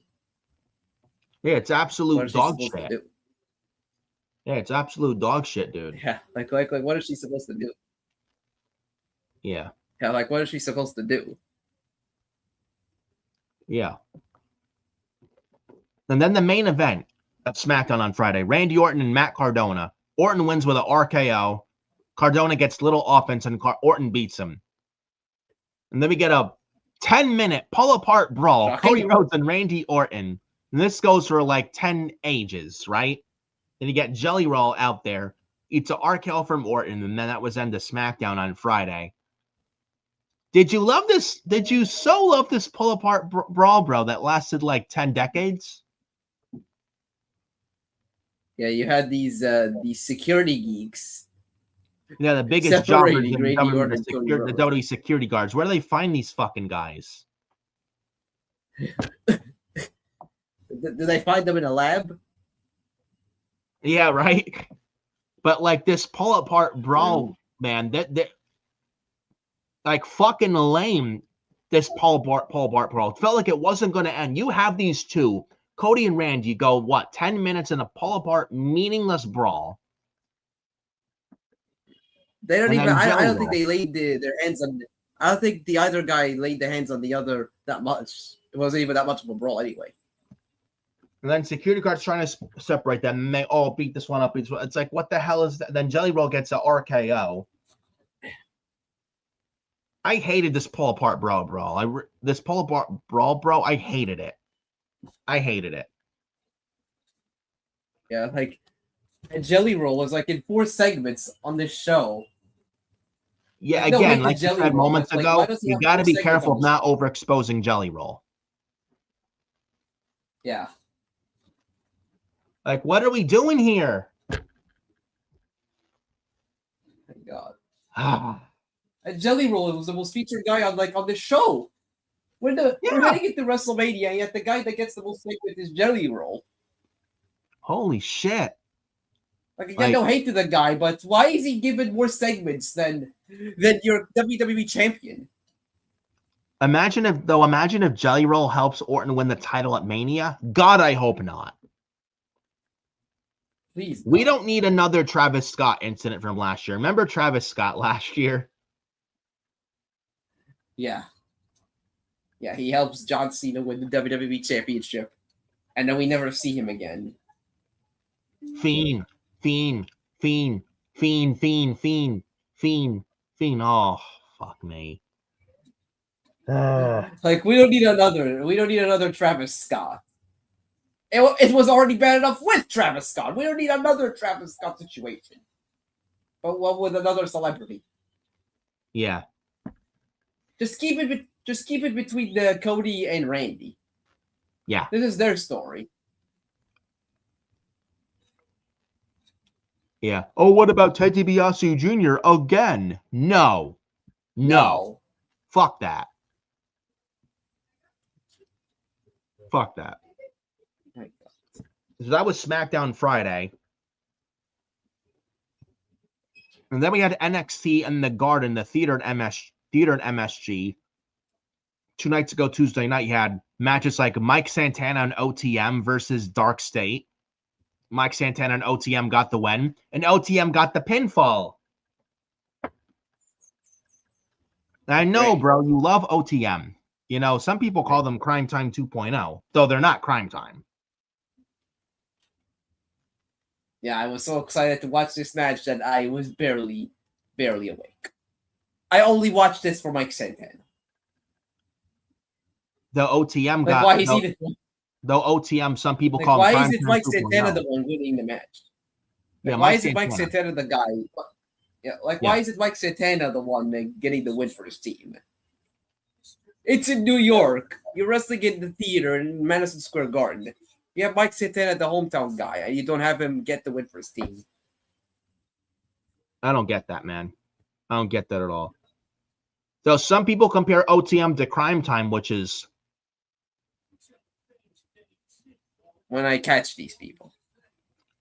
But OTM is like Crime Time. They have to be checked. They have nowhere near the charisma or personality or they're nowhere near as over as Crime Time. And some people that compare OTM and Crime Time, I don't ever disrespect Crime Time like that ever again. Never compare these two clowns to Crime Time. Yeah. You know? We also had matches on the show like Canoe Carver and Jasper Troy with Josh Briggs as a referee. I didn't care much for this. Like, who cares? I like Canoe Carver and Jasper Troy's okay, but like Josh Briggs? Why? Why is he there? We had like Jada Parker versus Kalani Jordan. This was okay.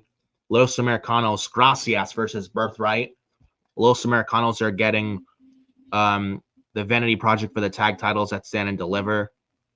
We got Tatum Paxley and Blake Monroe face to face. This was, I guess, fine. This was not bad. And then we had a contract signing for the NXT title match at Stand and Deliver with all four guys: Joe Hendry, Tony D'Angelo, Ethan Page, and Ricky Saints in there. I guess this was okay, but they had like Tony D and Ethan Page brawling when other two guys drew the table. Ethan and Tony brawling with each other in the ring to end the show, but I guess this is okay for what it was. I thought Raw and MSG this week, with comparing to NXT this week and MSG, I think the Raw one was better. I think the Raw one was better, in my opinion. Just my opinion on this. I was actually going to go to this NXT in the theater show in MSG this Tuesday. I guess it was okay, but maybe a good thing I didn't go. I mean, the show was all right. It wasn't anything special, but... Yeah. Yeah, like nothing much here. Nothing much of note here from NXT 2 nights ago. It was their go-home show for Stand and Deliver, by the way. So I'm sure Stand and Deliver will be good, but NXT on Tuesday was like to me it was like a nothing burger.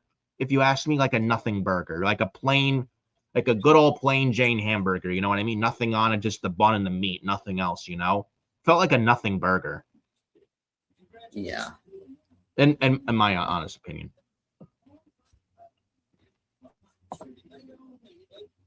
Speaking of MSG, I was at the Raw and MSG Monday. I mean, it wasn't great, wasn't terrible. It was a solid show, in my opinion. Now, this crowd was very loud. We had Cody Rhodes open the show as WWE Champion from SmackDown. He's on Raw. Then Stephanie McMahon, I did not expect that she came out to a nice pop. She's also going in the Hall of Fame this year, just like AJ Styles. She came out, and by the way, Sappy Boy didn't report this, by the way, and he goes on X, "Oh, we didn't report this." Like he's a fucking smartass. He goes on. Did you see that tweet of his, dude? Hey, God. There. He's like, "Oh, we didn't report Stephanie McMahon being there." Yeah, from good old Sappy Boy, Sean Ross Sapp. Now, Cody and Stephanie was a good promo. This was much better than the Cody and Orton pull-apart brawl. And I feel like this probably needed to be done. And I don't know where this leads to. I don't know what you think this leads to. This has to hopefully lead to something. Stuff like that. Now, in this promo, Stephanie told Cody, "You're not your father." And Cody in response, well, you're right. I'm not your, well, if you want to talk about me not being my father, Stephanie, you're not your father either. Without mentioning Vince's name, dude. Vince McMahon's name, not even mentioned. And then Stephanie McMahon slapped Cody Rhodes right in the face. I hope Cody means in terms of you're not your father. In terms of Stephanie isn't as bad of a human being as Vince is. Well, Stephanie McMahon is nowhere near bad like her father, not even close. Remember, if Cody says that her father drove her to quit 3 years ago and sold the company to his friend Ari Emanuel. Oh, but it's Ari Emanuel's company. It's his company. No, it's Stephanie McMahon's company that Stephanie's father Vince stole from her by selling the company to his friend Ari. Facts. You won't convince me otherwise. You were saying something, bro? Yeah. Well, let's hope he's saying that Stephanie, you're not as bad of a human being as your father. If that's what he meant, then he's saying the right thing here. Yeah. Then Stephanie in the promo said that you have no idea, Cody, how diabolical Orton is, and Cody, if you're this current Cody going into Mania with Orton, then you'll lose the title. Was what Stephanie pretty much said to Cody. Like, it wasn't a heel thing with Stephanie McMahon. It was pretty much, if you ask me, Stephanie giving Cody Rhodes tough love, I think. Yeah. And then at the end of this promo, Cody said, Stephanie, you know what? Thank you. And then Cody got booed.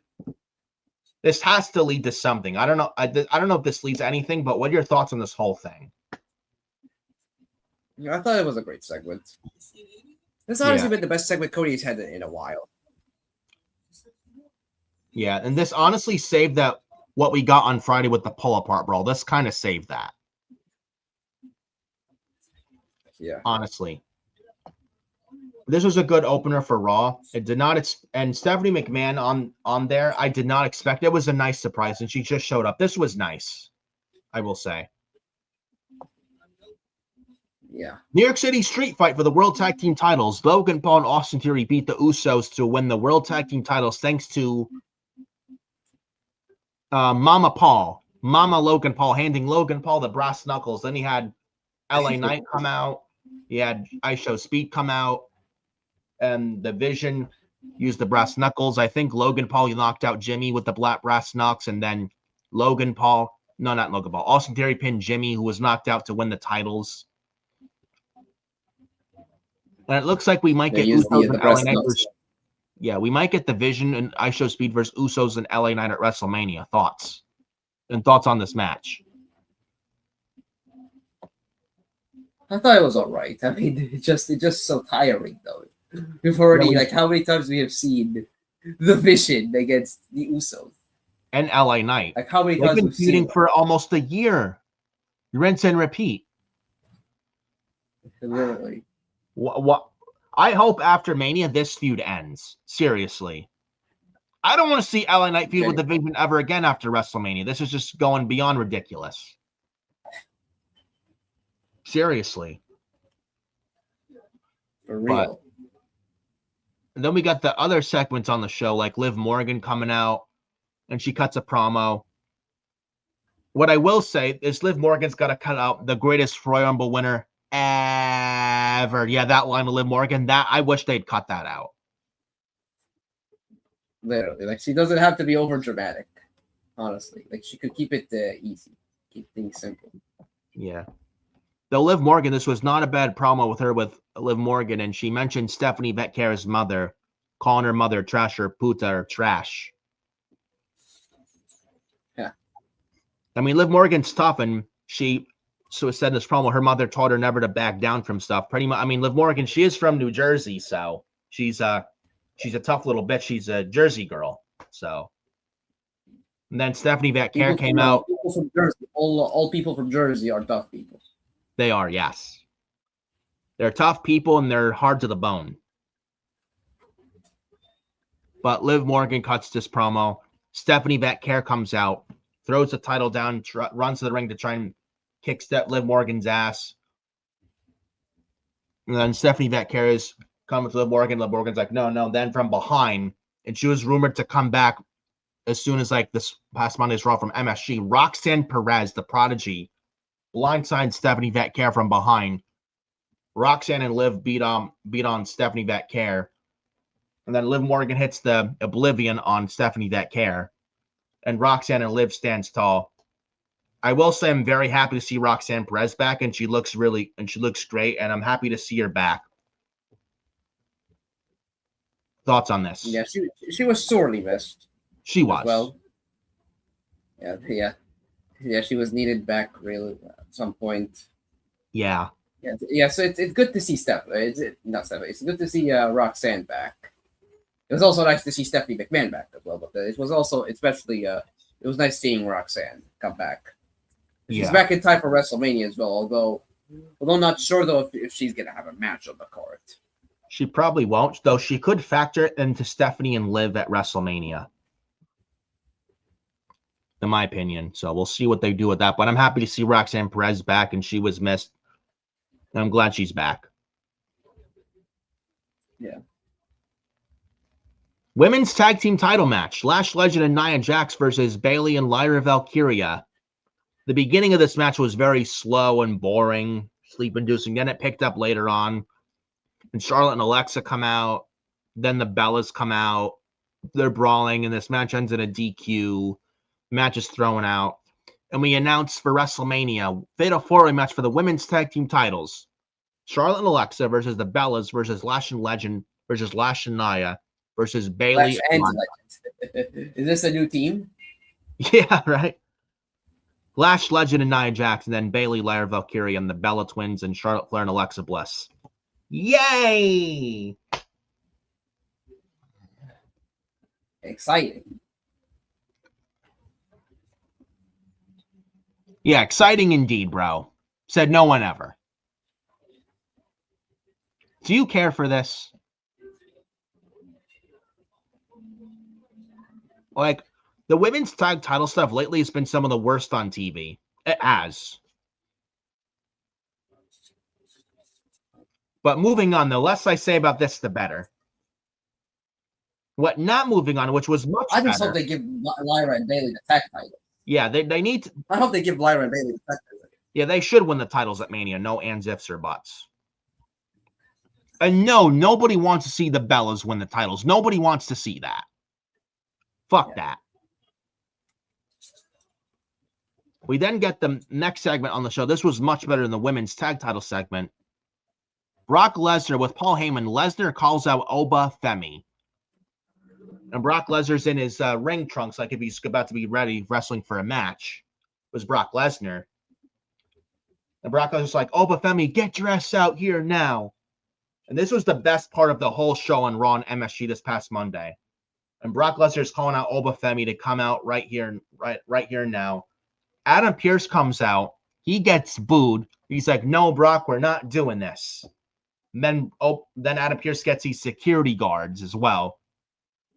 And then the lights go out, and it's Oba Femi. And man, what a reaction he got in the garden. My God. Everyone's doing Oba, woo. And his music hits, and he's doing his entrance walk. And then the security guards run at him. Oba Femi gives to these two security bums a double clothesline, and he boots one other in the face. Then he does another double clothesline or something. Then this one guy throws a swing. Oba ducks. He picks him up like that. You know that signature move Oba Femi does before he hits the fall from Grace Powerbomb? He picks someone up from back suplex position. Then he tosses him frontwards. This poor son of a bitch security guard fucking got killed out there by Oba Femi with this back suplex toss, man. He literally murdered this guy. Oh my God. This was great. This was fucking great. And then after that, then Oba Femi shoved Adam Pearce down to the ground. He pushed Adam Pearce. Oh no, that's the Raw GM. You can't do that to the boss. Oh yeah, the boss. Adam Pearce, you can't do that to Mr. Pearce. He put his hands on Adam Pearce, the boss. He needs to control Oba Femi. You don't control Oba Femi. You never do. So then Oba shoves Adam Pearce. He gets in the ring with Brock. They have a face-to-face. Then Paul Levesque, Triple H comes out to handle Oba and Brock, and he does, unlike Adam Pearce. And I see some idiots, Triple H, oh, look, a triple nose. The bald fraud. He's got to have the spotlight on him once again. I did not mind this with Triple H in the segment at all. I didn't mind this. And I don't understand why people are complaining about this. Oh, Triple H hogging the spotlight and having the attention on him once again. Like this, I didn't mind him in there. And it makes sense to have him in here. Like, he's the chief. Yeah, you have two behemoths. You have two monsters looking to beat the shit out of each other right before WrestleMania. And Adam Pearce tried to handle it, but Alba and Brock wouldn't listen to Pearce, but they listened to Triple H. So this made sense. So I didn't mind Triple H out here at all with this. Yeah. So I don't understand why some people complained about this, dude. Seriously. They always want to find something to complain about. Yeah. But this segment, man, was very, very good. This was probably the best thing on the whole show, hands down. And honestly, out of the whole Mania build this year, this feels bigger than the world title match and the WWE title match at WrestleMania. I'm sure you probably feel the same way. And there's no titles involved with Brock Lesnar or Obafemi. And this feels bigger than the 2 world title matches taking place at WrestleMania. And some people may say this could main event WrestleMania, but I don't know about that. But I do agree with the fact this feels bigger than the 2 world title matches at WrestleMania. Thoughts? Legitimately. Honestly, out of all the Mania matches so far with the build, honestly, this has been like the best build match of the show. I'm being honest. Yeah. Like it feels big. Yes, larger than life. They're reacting huge to it. Everybody's larger than life, bro. Larger than life. Yeah. 2 behemoths, 2 monsters, larger than life. Yes. Yeah. And I don't know how you feel. Go at it. And call me crazy, but does Oba look bigger than Brock? I think so. Like he makes Lesnar look like a smaller guy with how big Obafemi is. He looks bigger than Brock. I don't know how you feel, but that's how I feel. But it says a lot because Brock Lesnar isn't the small guy. No, not by any means. Like he's like 6'5", damn near 300 pounds. Yeah, he looks like a freak of nature. Yeah, he looks like Brock Lesnar is like one of the biggest guys size wise of the entire roster. Probably of any athlete on any sport. Mm-hmm. Yet he stands next. Yet Obafemi basically makes him look small when you compare them size by size. Yeah. Yeah, but Oba and Brock, I'm actually looking forward to their match at WrestleMania. And Oba's gotten the better of Brock since their build. And I'll tell you this, even if Lesnar beats Oba at Mania, Oba is already a made new star created under the current WWE new Triple H administration. Like Oba, even if he loses to Brock at Mania, they haven't even fought at Mania yet. And I feel even if Lesnar goes over Femi at Mania, Obafemi is already a made new star in this company for years to come, even if he loses to Brock at Mania, in my opinion. Like, Oba is just, like, he is the guy. Oba is the guy. Obafemi is the guy. Even if he loses to Brock at Mania, I don't think it does anything bad to Oba at all, honestly. Because Oba's already a made man at this point. Not even a few weeks time, and not even to Mania yet. Oba's already a made new star in this company for years to come. Yeah, like he's gotten the better of Lesnar the last 3 weeks. He has. Makes me wonder.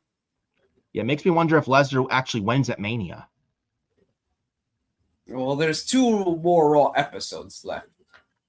There's 2 more episodes of Raw before Mania. So do they have one of those episodes of Raw where Brock Lesnar he gets one on Oba? Maybe, but we'll see. But I'm liking their build so far. They've booked it perfectly. How they've handled Oba and the Brock and Oba build. They've handled it perfectly. You know? So, yeah. I'm liking what they're doing with that. So. And now I don't know how long the match will be, but I'm looking forward to it at Mania, but we'll see. Intercontinental title match, Penta versus Kofi Kingston for the IC title on Raw in Madison Square Garden. What did you think of this? I think this is decent right here, and Penta did some like Mexican Destroyer Grayson Waller on the outside, which looked nice. He did Kobe did some like midair trouble in paradise, got a near fall. Then Penta eventually hit the Mexican Destroyer, won the match, retained the title. What did you think of this? It was an all right match. It was solid. Yeah. Yeah, this was okay, but then after the match, I had Penta cut a promo saying he would defend the IC title at WrestleMania. And they announced for the IC title match at WrestleMania. I think it's a ladder match for the multi-man ladder match for the IC title at WrestleMania. It's Penta, Dragon Lee, Javon Evans, JD McDonough, and Rusev. Should be a good match, but I mean, Rusev recently lost to Obafemi. What has he done to get a match, though, for the IC title? And JD McDonough, man, he just came back as well. I don't know. I'm guessing this is their way. This is Triple H's way of rewarding Rusev. I guess. I guess this is his reward for putting Oba over and getting him ready to face Brock at WrestleMania. Probably. Yeah. So should be a good match, but we'll see what happens at WrestleMania with the IC title. I think this is for JD Crispy, JD McDonough. This is his first ever JD McChicken. Bubblehead over there. This is his first WrestleMania match. Yeah, for 5. He's been on the main roster since the 2023 draft. Yes. Yet he never had a match at WrestleMania. He wasn't at WrestleMania 40. He was there, but he didn't have a match. He was there to celebrate with Damian Priest after Priest won the world title. Yeah. He wasn't at WrestleMania 41 because of an injury. Yeah. So happy for him that he gets to have a spot at WrestleMania. Yeah. So I'm happy for McDonough, and this match could possibly be a show stealer at WrestleMania weekend as well. This match, and so far the WrestleMania card on paper is looking much better than the card with last year's Mania so far. I will have to admit. So I do have to give them credit on here with how they're shaping up this Mania card. I feel like with this whole Raw and MSG this past Monday, that was a solid show in my opinion. I do feel like they started fleshing out the majority of the Mania card, what it looks like majority this year. And looking at their card, majority of the card this year's Mania on paper, it looks a lot better than last year's card in my opinion. I don't know how you feel about that.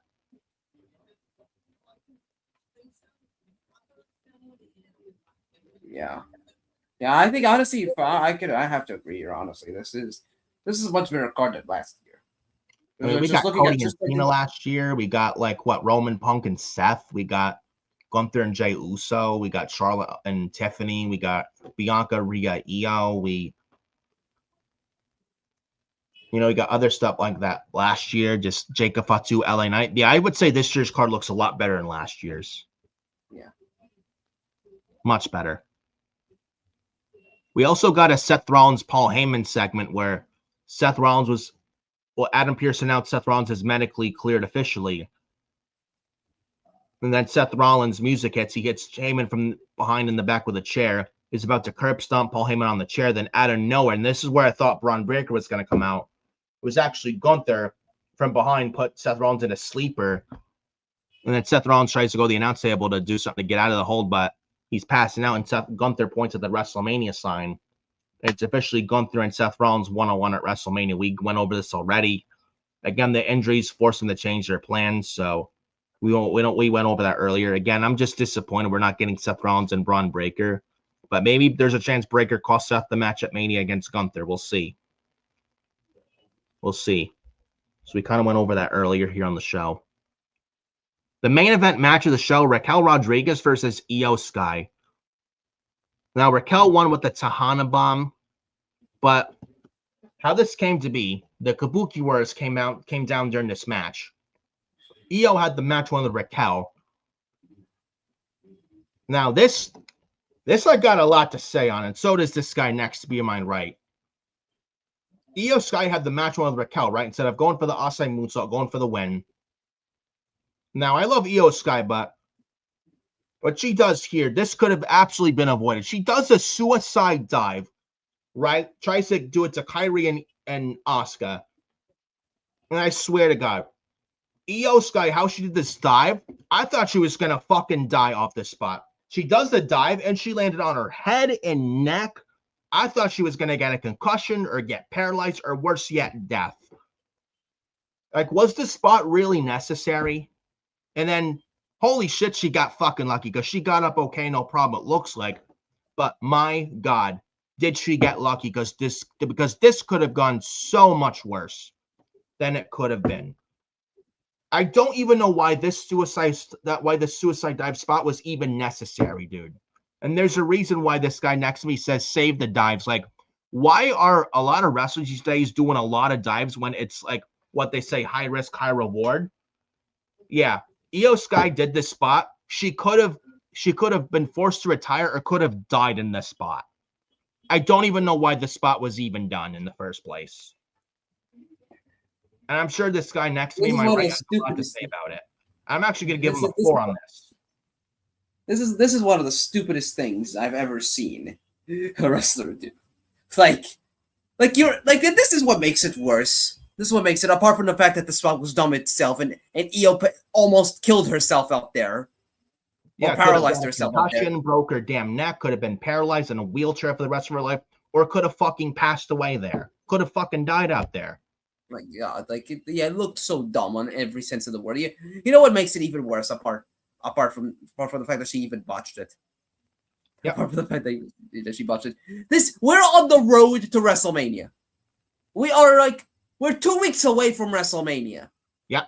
Why the fuck are you doing a goddamn suicide dive in essentially a random match on Monday Night Raw? Like, why? This could have easily been avoided. This spot should have never happened from the word go. I don't understand why we even needed to do this spot. Was it really worth this spot? Was it really worth that spot? I don't think it was worth it at all. No, it wasn't. You're building towards a match. Why do this move? Like, for what? Just to get a pop? Like, why even do the move?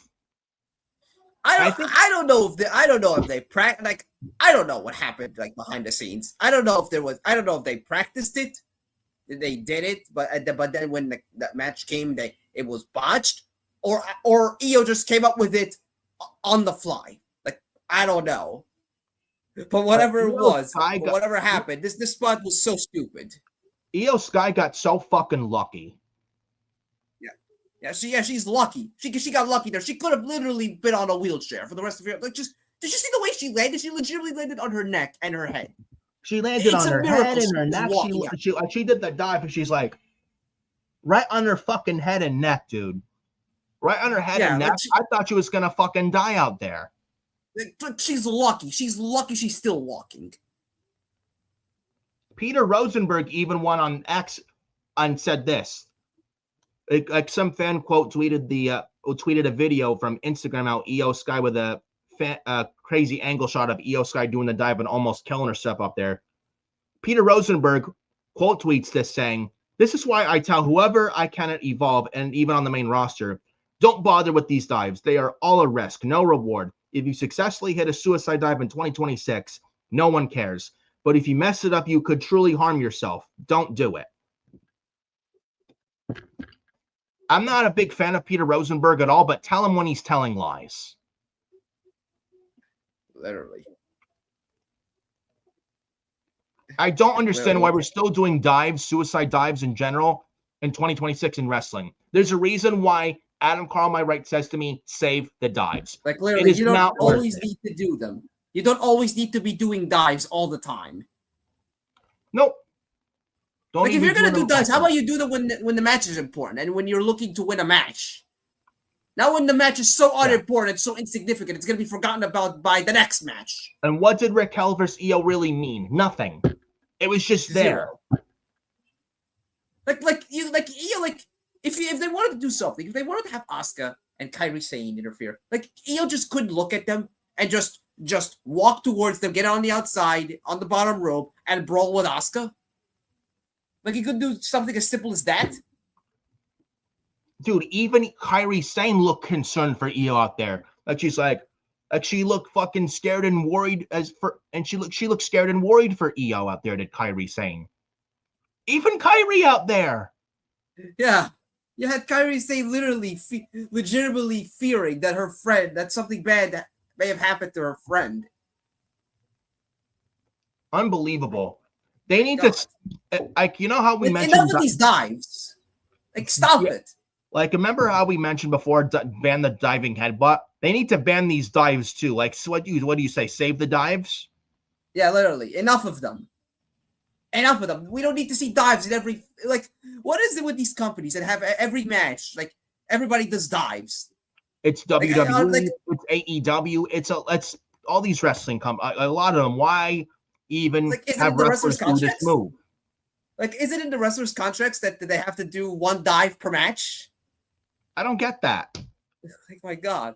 I don't fucking get that.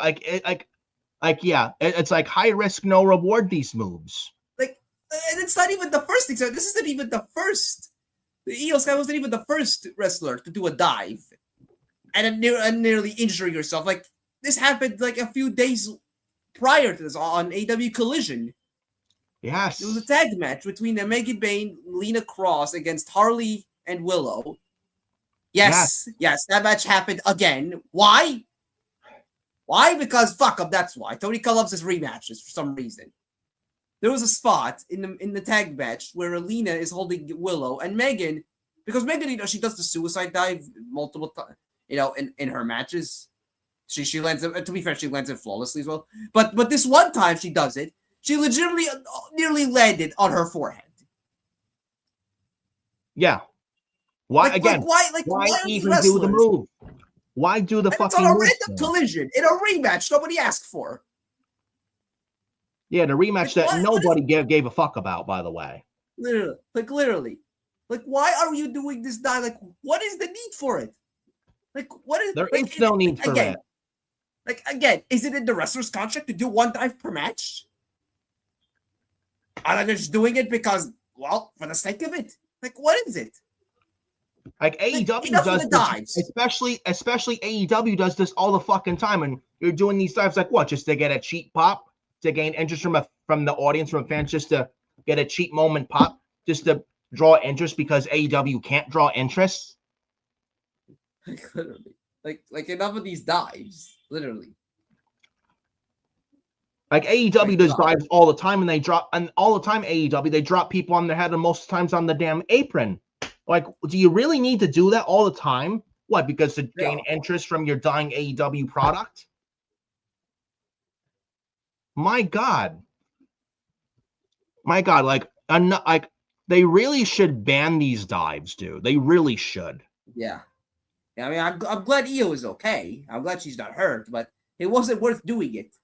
Especially if she's going to have a match on the card at WrestleMania. Especially if she's going to have a match on the show. According to reports, it's supposed to be Io Sky versus Asuka at WrestleMania, maybe involving Kairi Sane making it a triple threat at WrestleMania, possibly. Yeah, which makes it even more baffling. So those reports, like, was it really worth Io going out there and risking her life out there and damn near killing herself out there? No, it wasn't. It was stupid. It was stupid. Why didn't do the move?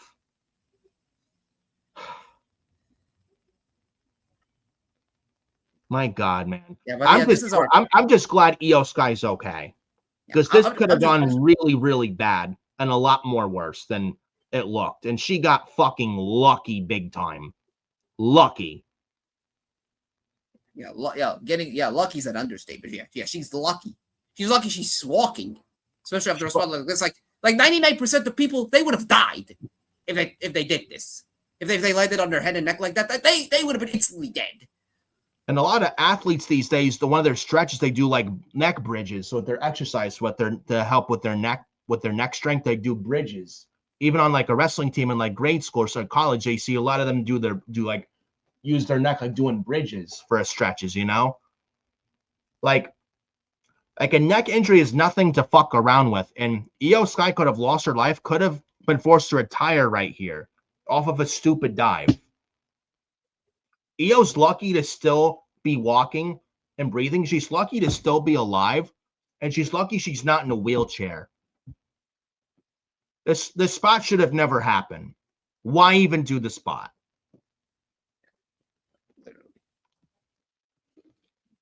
But Raquel, Raquel, though, back to the Raquel and Io match. Raquel wins with a Tahana bomb. I mean, okay, but the spot, the dive should have happened. Like, did the match really mean anything? No. But Raquel wins. And then the ending segment of the show, Roman Reigns comes out. He throws up the ones. He's about to cut this promo. And then CM Punk's music hits. He brawls with Roman. ETS on Roman on the outside. Does the shield bomb to Roman through a table on the outside. CM Punk stands tall. His music hits. You know how the fans do the Roman Reigns. Roman Reigns. CM Punk did mock that, by the way, which I thought was hilarious. Yeah. I don't know what you thought of this ending brawl. It was a pull apart brawl, but this was much better than the Cody and Randy one for sure. What are your thoughts on this whole thing? Yeah, it was great. Yeah, I liked it. I think there was some fan that argued with Punk, some idiot that Punk put in his place, saying this is like about cinema. Yeah, this is wrestling, not cinema, you fucking idiot. Yeah, like, so, yeah, some Punk. So yeah, Punk put some idiot fan in his place in the front row. It was like, well, young boo, you suck, and then like CM Punk gave him a finger or something. Hilarious. It was funny. That's like, and Punk's like, the marquee, this is wrestling, not cinema. It was funny. But Raw in the Garden this past Monday I thought was solid though. Much better than the Raw in March of last year in MSG, where Roman Reigns with CM Punk and Seth Rollins in the cage. That was much better than that. But I mean, not perfect, not great, not a terrible show, but it was solid in my opinion this past Monday on Raw in Madison Square Garden. So my opinion on that. Oh, and then Dynamite, the ending conclusion of this episode. Dynamite, bro. AEW Dynamite on April Fool's Day. Did we feel like fools watching Dynamite last night? Literally. It wasn't a bad show, though. I will say so myself, but I mean, but I mean, just Dynamite, man. Just Did you love the show last night? What did you think of it? It was better than the last 2 episodes. I agree, but it's like but it's just still just not good. Yeah, it wasn't bad. It just was so boring. Yeah. Oh, we have Dynasty coming up, what, next weekend? And what, Toronto? Yeah. Are you excited for Dynasty? I wish I was. I agree, but we did have Chris Jericho back. No, this is not an April Fool's joke. Dynamite last night was in Winnipeg, where Jericho's from. He came back. I will say this. He looks great. He does look great, but I mean, I really have something to say on this. I'm sure you do. I don't know what you feel about Chris Jericho being back, and like, do you think he should have been back on AEW? Do you still think he makes a return eventually to WWE? There's some that think he may never come back, or does Tony Khan bring him in back for a moment? Because he said nothing here. We got nothing with this Jericho thing last night. And do you think Tony Khan pretty much, I mean, Tony Khan did freeze him. Do you think Tony Khan brought him back to keep him away from WWE? I don't know what you think of this whole Jericho situation and stuff. And I see Sab bragging on social media. Oh, we reported I fucking like just the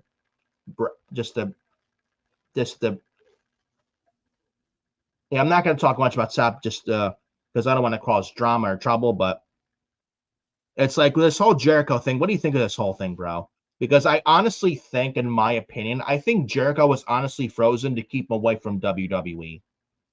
It was frozen for like, what, 8 months? And then now his contract at AEW may not expire till the end of this year, sometime end of next year. I don't know what you think on this. I really think Tony Khan brought Jericho back for just a moment.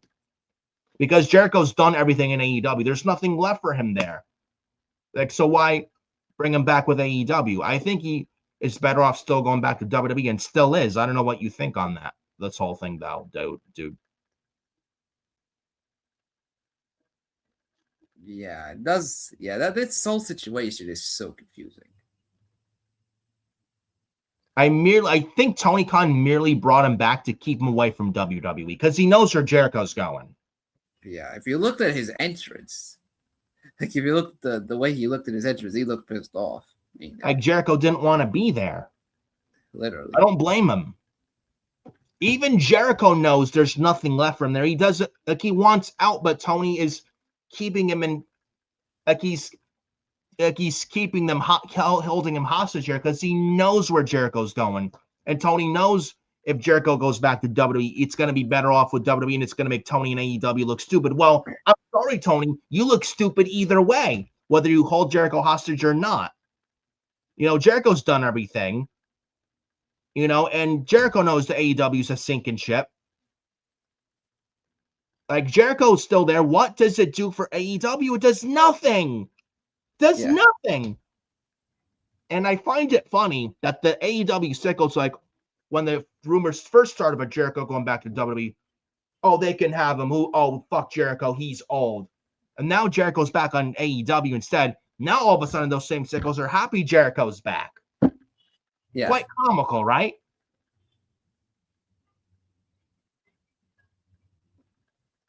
I give this 2 weeks to those same AEW sickos say, oh, fuck Jericho. He's old, 55 years old. He's washed. We don't need him. I give this 2 weeks on that, bro. Yeah. Yeah, quite comical, the fucking AEW sickos. Oh, yeah, fuck. Quite comical. And you see the reaction in oh, Winnipeg. he wants to go back to WWE. Fuck the Fed. Let Jericho go there. He's old. When did we never needed him anyway? Now he's back all of a sudden. Oh, yeah, happy Jericho's back. Like, there are AEW sickos, like mental sickos, like AEW real one, who's a fucking sicko, by the way. Have you seen his Twitter? The guy that has John Cena as his banner and AJ Styles as his John Cena as his profile picture, AJ Styles as his banner. Yeah, he is the personification of an AEW sicko. I unfollowed him or muted him ages ago. It's just a fucking tribalism. Like, fuck the tribalism. Yeah. Like, these are real AEW sickos. Oh, fuck Jericho. He's old. He's washed. We never needed him. He's a traitor. Let him go to WWE, the evil Fed. He's a fucking traitor. He's a turncoat. Like, fuck off. Like, fuck off, dude. Seriously.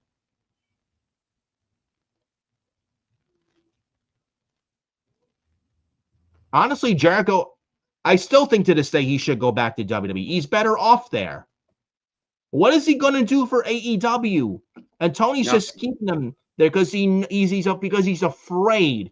He's afraid of Jericho going back to WWE. What difference is how big it's going to be for WWE going up here, and AEW is going to go down here, and Tony's afraid of that. You know he's afraid of Jericho going back to WWE. And Tony must think, oh, I bring Jericho back. Now when he goes back to WWE later, it's not going to be as impactful. Yeah, right. Yeah, right. He had all this time, Tony Khan. He had all of this time to bring back Jericho. You had all this time to bring him back, and you chose not to. Even when he was available. But he was available from June to September. And he was available again from November to December. May and October were Fozzy tours. You had from June till September, November to December. You had all of this time to bring him back. And you chose not to. And then I seen Meltzer earlier before we went live here for this episode. I seen Meltzer say, oh, the Fozzy tour was a major factor why Jericho didn't go back to WWE and chose AEW. Yeah, I don't believe that at all. Like, why? This is coming from The Observer, by the way. A big factor that led to Jericho choosing AEW over going back to WWE this year was because of his Fozzy tour, and WWE wouldn't allow him to do his Fozzy tour and outside projects. Bull fucking shit. Bro, WWE, even under Vince McMahon, even Vince McMahon allowed Jericho to do Talk is Jericho and tour with Fozzy. Yeah. Why would Triple H now suddenly not allow him to do Fozzy and Talk is Jericho? I'm sure Jericho could talk to Triple H and Triple H would give him whatever he wants. I'm sure of that. Yeah, and he's always done Fozzy tours. But Meltzer won't say that because he's paid off by Tony Khan. And Jericho has always done Fozzy with AEW. Like, he's always been allowed to do Fozzy with AEW for years. And there was no issues then. Suddenly it's an issue. It feels like a desperation tactic from Tony Khan. It really does. Yeah. That's what this whole thing feels. This whole situation, Jericho feels very fishy to me. And I feel Tony Khan is holding Jericho hostage, knowing where Jericho's going, and he's afraid of where Jericho's going to go. And Tony doesn't want Jericho going back to WWE because if Tony feels if he does, it's going to make Tony and AEW look fucking bad. Well, Tony and AEW look bad either way. Yeah. Unbelievable to me, man. Unfucking believable. We did get a contract. No, Jericho now back on AEW TV. Do I still think he eventually goes back to WWE? Yes, I do. Yes, probably I not do. Probably not until next year. Yeah, because Tony Khan tacked 8 months to his contract, froze his contract, and tacked 8 months to his contract. So now Jericho's now stuck in AEW until at least either the end of this year or the end of next year. Great. Yeah. Great. Also on Dynamite, we got a contract signing with Kenny Omega and MJF. What did you think of this, man? And then it led to a match with MJF and Speedball Mike Bailey. Exciting. Oh, but it's Speedball Mike Bailey. What's there to complain about? Why was this match happening on television? Why? I mean, I should ask Tony Khan that. Like, I mean, the match was good. It's nice, actually, that Speedball is getting, the matches with the big stars. Like MJF. It's nice he got there with the world champion, but like, why? What purpose did the match serve? Zero, bro. Zero. Like, what was the reason for why? Because the Speedball is Canadian. He needs to defend the honor of his fellow Canadian, Kenny Omega. That's like a cheap way out kind of an excuse with them, bro. Just because they're from Canada. Speaking of another match that meant zero, oh, you're going to love this. Kenny Omega teams with Jack Perry and Brody King to face the Demand, the Righteous and Ricochet, who's actually in the news where he talked about a podcaster, a JD from NY206. Shout out to JD, by the way. He's a lot more successful than Ricochet ever will. Those are facts. Don't at me. Ricochet talks with Sean Ross Sapp, saying he calls like they talk bad about JD, and then I actually went at Ricochet and roasted him. He didn't respond. I'm not blocked by him, but it's funny. This is what I tweeted him. Listen to this. This is what I tweet him. If I can find the tweet. Here we go. If I can find the tweet. Oh, here it is. So one of Ricochet's tweets, my phone never wants to load. Here we go. One of Ricochet's tweets, I replied to Ricochet, JD has a very successful podcast, pulls in more numbers than you ever will, and unlike you, he does not come on here and bully someone like you did the other day when you made fun of an elderly woman recently with MS. With all due respect, please sit this one out, Trevor Mann. So I pretty much cooked Ricochet on social media, on X. Okay. Pretty much. Shame on Ricochet. He's an asshole. Oh, but this is heel heat with the MS tweet. No, that's called being a dick. That's not being a heel. That's being a prick. And the Demand versus Omega, Jack Perry, and Brody King. Yeah. Who ate the pinfall? Was it Leona? I believe so, but Omega, Perry, and Brody King won. Oh. So Omega kicks out and lands the V-trigger on Ricochet. Falls with a one-winged angel for the win.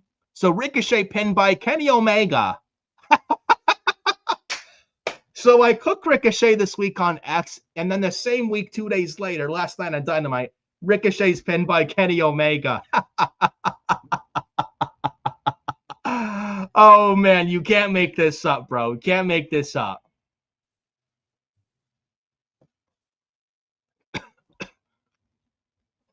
Oh, but Ricochet's the first national champion. He's a big deal. Sure. Oh, man. Did you love seeing the demand at least on Dynamite, bro? Oh, yes. The demand. Yeah. Who demanded for this match? Or you call them the not so demand. Yeah, the not so demand. Yeah. I didn't demand for this. And Who demanded for this? No, I didn't demand for it, bro. Oh my god.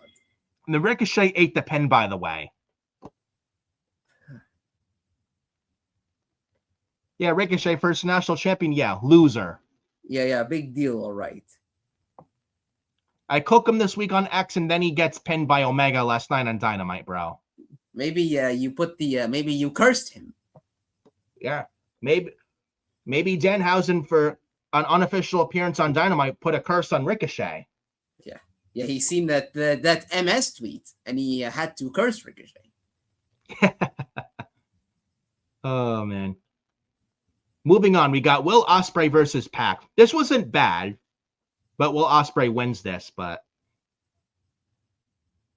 I mean, do you care? Did you care for this much? Ospreay versus Pac. I thought the match was good, but then you got afterwards. I thought it was alright, but I thought it was good. But I mean, did it really mean that much in the grand scheme? I was impressed though by Pac. He was great out there. Yeah. Yeah, but all this was to set up for what happened afterwards.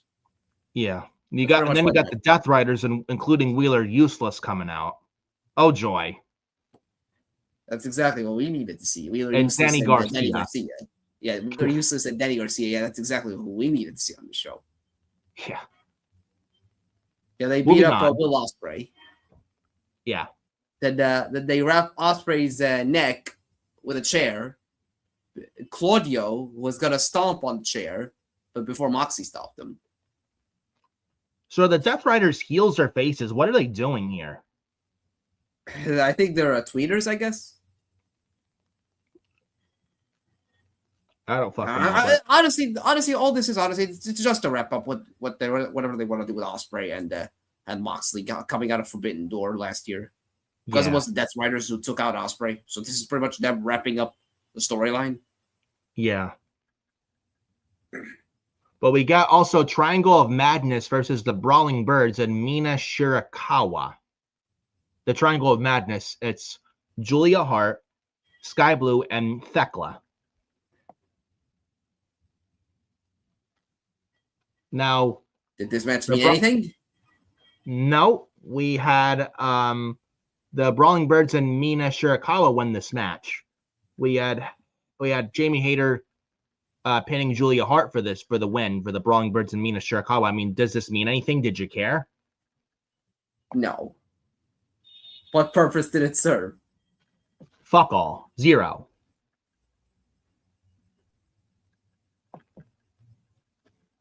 We also had MJF versus Mike Bailey in an AEW World Title Eliminator match, non-title match. Again, why this match on the show? But MJF wins, right? I guess we're not supposed to complain too much, right? Sure thing. We needed somebody. We needed somebody from Canada to face the American hero. Because that's honestly why the match happened. Because they're in Canada, they needed a Canadian to face the American heel. Yeah. I mean, it's nice for Speedball to get a spot like this, but that's honestly the only reason why he got it. Like, it didn't mean anything in the grand scheme.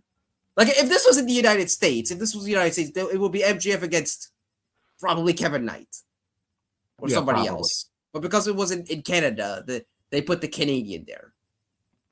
Yeah, probably. And they needed someone for MJF to beat before Dynasty. Yeah. Oh, and then also this last thing on the Dynamite last night, Darby Allin comes out and he calls out MJF, and then the Don Callis family come out. And then Don Callis appears with El Clan, Henchicero, Lance Archer, and Andrade, El Idolo. Don Callis then says that himself and MJF selected Andrade to face Darby Allin at Dynasty. And if Darby can beat Andrade, then he gets an AEW World Title match. Does something tell me Darby's going to beat Andrade at Dynasty when it really should be Andrade getting MJF for a future world title? Or what are we doing here? I mean, they do have a Double or Nothing in Grand Slam Mexico after this, after Dynasty. They do, but I don't know. But I'm guessing they do the Andrade MJF match in Mexico because because Andrade is from Mexico. So maybe they do it there, and they do Darby versus MJF at Double or Nothing. Yeah. Problem is though with Andrade and Darby, they don't have enough time to build for their match. Well, they don't at all. Like they have what? They set up this match here, and they only have like 1 more week to build it. Yeah. So what are we doing here? Like literally, it just feels rushed. The match should be incredible, but there's not enough story. There's not. I guess the story could be Doc Callis family. They're going after Darby because Max put a bounty on him. Yeah. But it feels more though of a story between Max and Darby. And the Don Callis family are just there as like plot devices. Yeah. And then I think didn't we get like the War Dogs or the Dogs on the show with David Finlay and Gabe Kidd and they Clark Connors? Like, who cares? They are feuding. Oh, by the way, on Collision, on AW Collision, there's gonna be a match involving the War Dogs and the Conglomeration. Fuck me. Fuck me. Where's the fucking pillow on that? Oh my god. Why? This feud is still continuing. You thought the MFTs and Wyatt 6 was fucking bad. My fucking god. The War Dogs and the Conglomeration, man. Please hand over the NyQuil if you can. This is the Collision match, if you even want to hear it. It's an 8-man tag. Collision happening tonight on Thursday. It's going to be the War Dogs. A show that I will not be watching, by the way. Yeah, this is the card for Collision. This is one of the matches. If you even want to know about the War Dogs and Conglomeration, it will be an 8-man tag. David Finlay, Clark Connors, Wheeler Useless, and Claudio Castagnoli against Mystico, Kevin Knight, Orange Cassidy, and Roddy Strong. Jeez. This feud, Conglomeration and the War Dogs, the feud that will never die. Why is this still continuing? Why? Holy shit. And you know what's and we're having Wheeler Useless in this match. Why is he in this match? How do we make a feud even worse? Let's involve Wheeler Useless in it. Dynamite last night, though not bad, but boring. Boring. And Dynamite, I'm sure, looks just as bad, if not worse than shit. My God. My fucking God. Like, got nothing else to say. Dynamite, man. They were shit the past 2 weeks, though. Last night's somewhat better. Not a bad show last night, but my God, like AEW is just, I got no words. I'm sure you got something to say on that. It's so boring. Yeah, boring is the perfect way to put it. Boring. Literally. Like the only thing that they built the dynasty The only two matches they get built for Dynasty was Omega and Max, and Osprey and Moxley. And not even much Dynasty build at all last night. I mean, are you excited for Dynasty next weekend? Because I'm not. And by the way, next week's their go-home show, by the way, for Dynasty. Are you excited for Dynasty, bro? I wish I was. Too bad they haven't. Too bad they didn't even bother to build the show. Yeah. And I guess that is the wrap for episode 19 of Forbidden Podcasts for Fiorious Nation on YouTube with yours truly, Nick Fiore and Adam Carl here for Forbidden Podcast episode 19. We do appreciate you guys showing up here. You guys are great. We love every single one of you. Next week, man, episode 20. Episode 20. That'll be next week, April the 7th. It's actually a few days before my mom's wedding, so congratulations to my mom and stuff like that. So looking forward to that next weekend. But next week's episode 20, hopefully more news come in the next week. And then episode 21, which is WrestleMania week right before WrestleMania. The episode 21 will be just strictly WrestleMania preview and predictions. Adam Carl most likely on here. I'll try and get at least another person or two on here as well. We'll see. But at least Adam Carl and I for WrestleMania preview predictions in 2 weeks from today. But I'm looking forward to episode 20 next week, man. 20 episodes next week, man. My goodness. We're in 20 episodes next week. Yeah, 20 episodes. Yeah. So hopefully it's more newsworthy going into next week. Not much this past week. Hopefully that changes next week, but we'll see. But nonetheless, we appreciate you guys showing up here. You guys are great. Love every single one of you. And thank you once again for the 260 subscribers. Let's get some more 265 to 270 by May 1st of this year, by the end of this month. And let's start out April off the right way, folks. So once again, we appreciate you showing up. You guys rock. Make sure to hit the like on the video. Make sure you subscribe to Fiorious Nation, especially if you're new watching Fiorious Nation. Make sure you subscribe to the channel. Hit the bell for all notifications after you do subscribe whenever these two go live here on the YouTube platform. And follow me, FioriNick5 at FioriNick579 on the bottom of the left-hand screen. Bottom of the right-hand screen at Adam Carl 2005. Go follow Adam Carl on X at Adam Carl 2005. Nicholas Fury 31 on Facebook. TikTok at Fiorious Nation. And Instagram at Nicholas Fury 2014. Adam Carl, any other final parting words before we get the hell out of here and before episode 20 of next week? Yeah, it's a big milestone.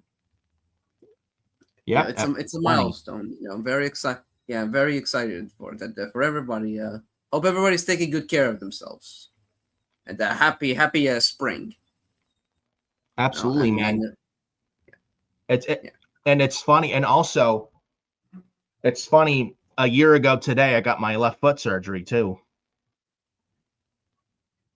And thankfully, no surgery today, but the 1 year anniversary last year. But glad to have that done. But yeah, we're already now into. We've been in the spring. We're now into the 1/3 of the year. The year's going by pretty fast, man. We're already into April, man. Before you know it, it's going to be the summer. So looking forward to episode 20 next week. So, and finally, no more snow. The spring is here. So I'm happy about that. So Adam Carl and I will see you next week here for episode 20 of Forbidden Podcast. Should be a big one, hopefully, with more news come the next week. We appreciate you showing up here. You guys have a good rest of your Thursday. We will see you next week here on YouTube, week from today, April the 7th, for episode 20 of Forbidden Podcast. Have a good rest of your Thursday, guys. We appreciate every single one of you. You guys are the best and you're awesome. We'll see you next week for episode 20 for Forbidden Podcast. Peace out.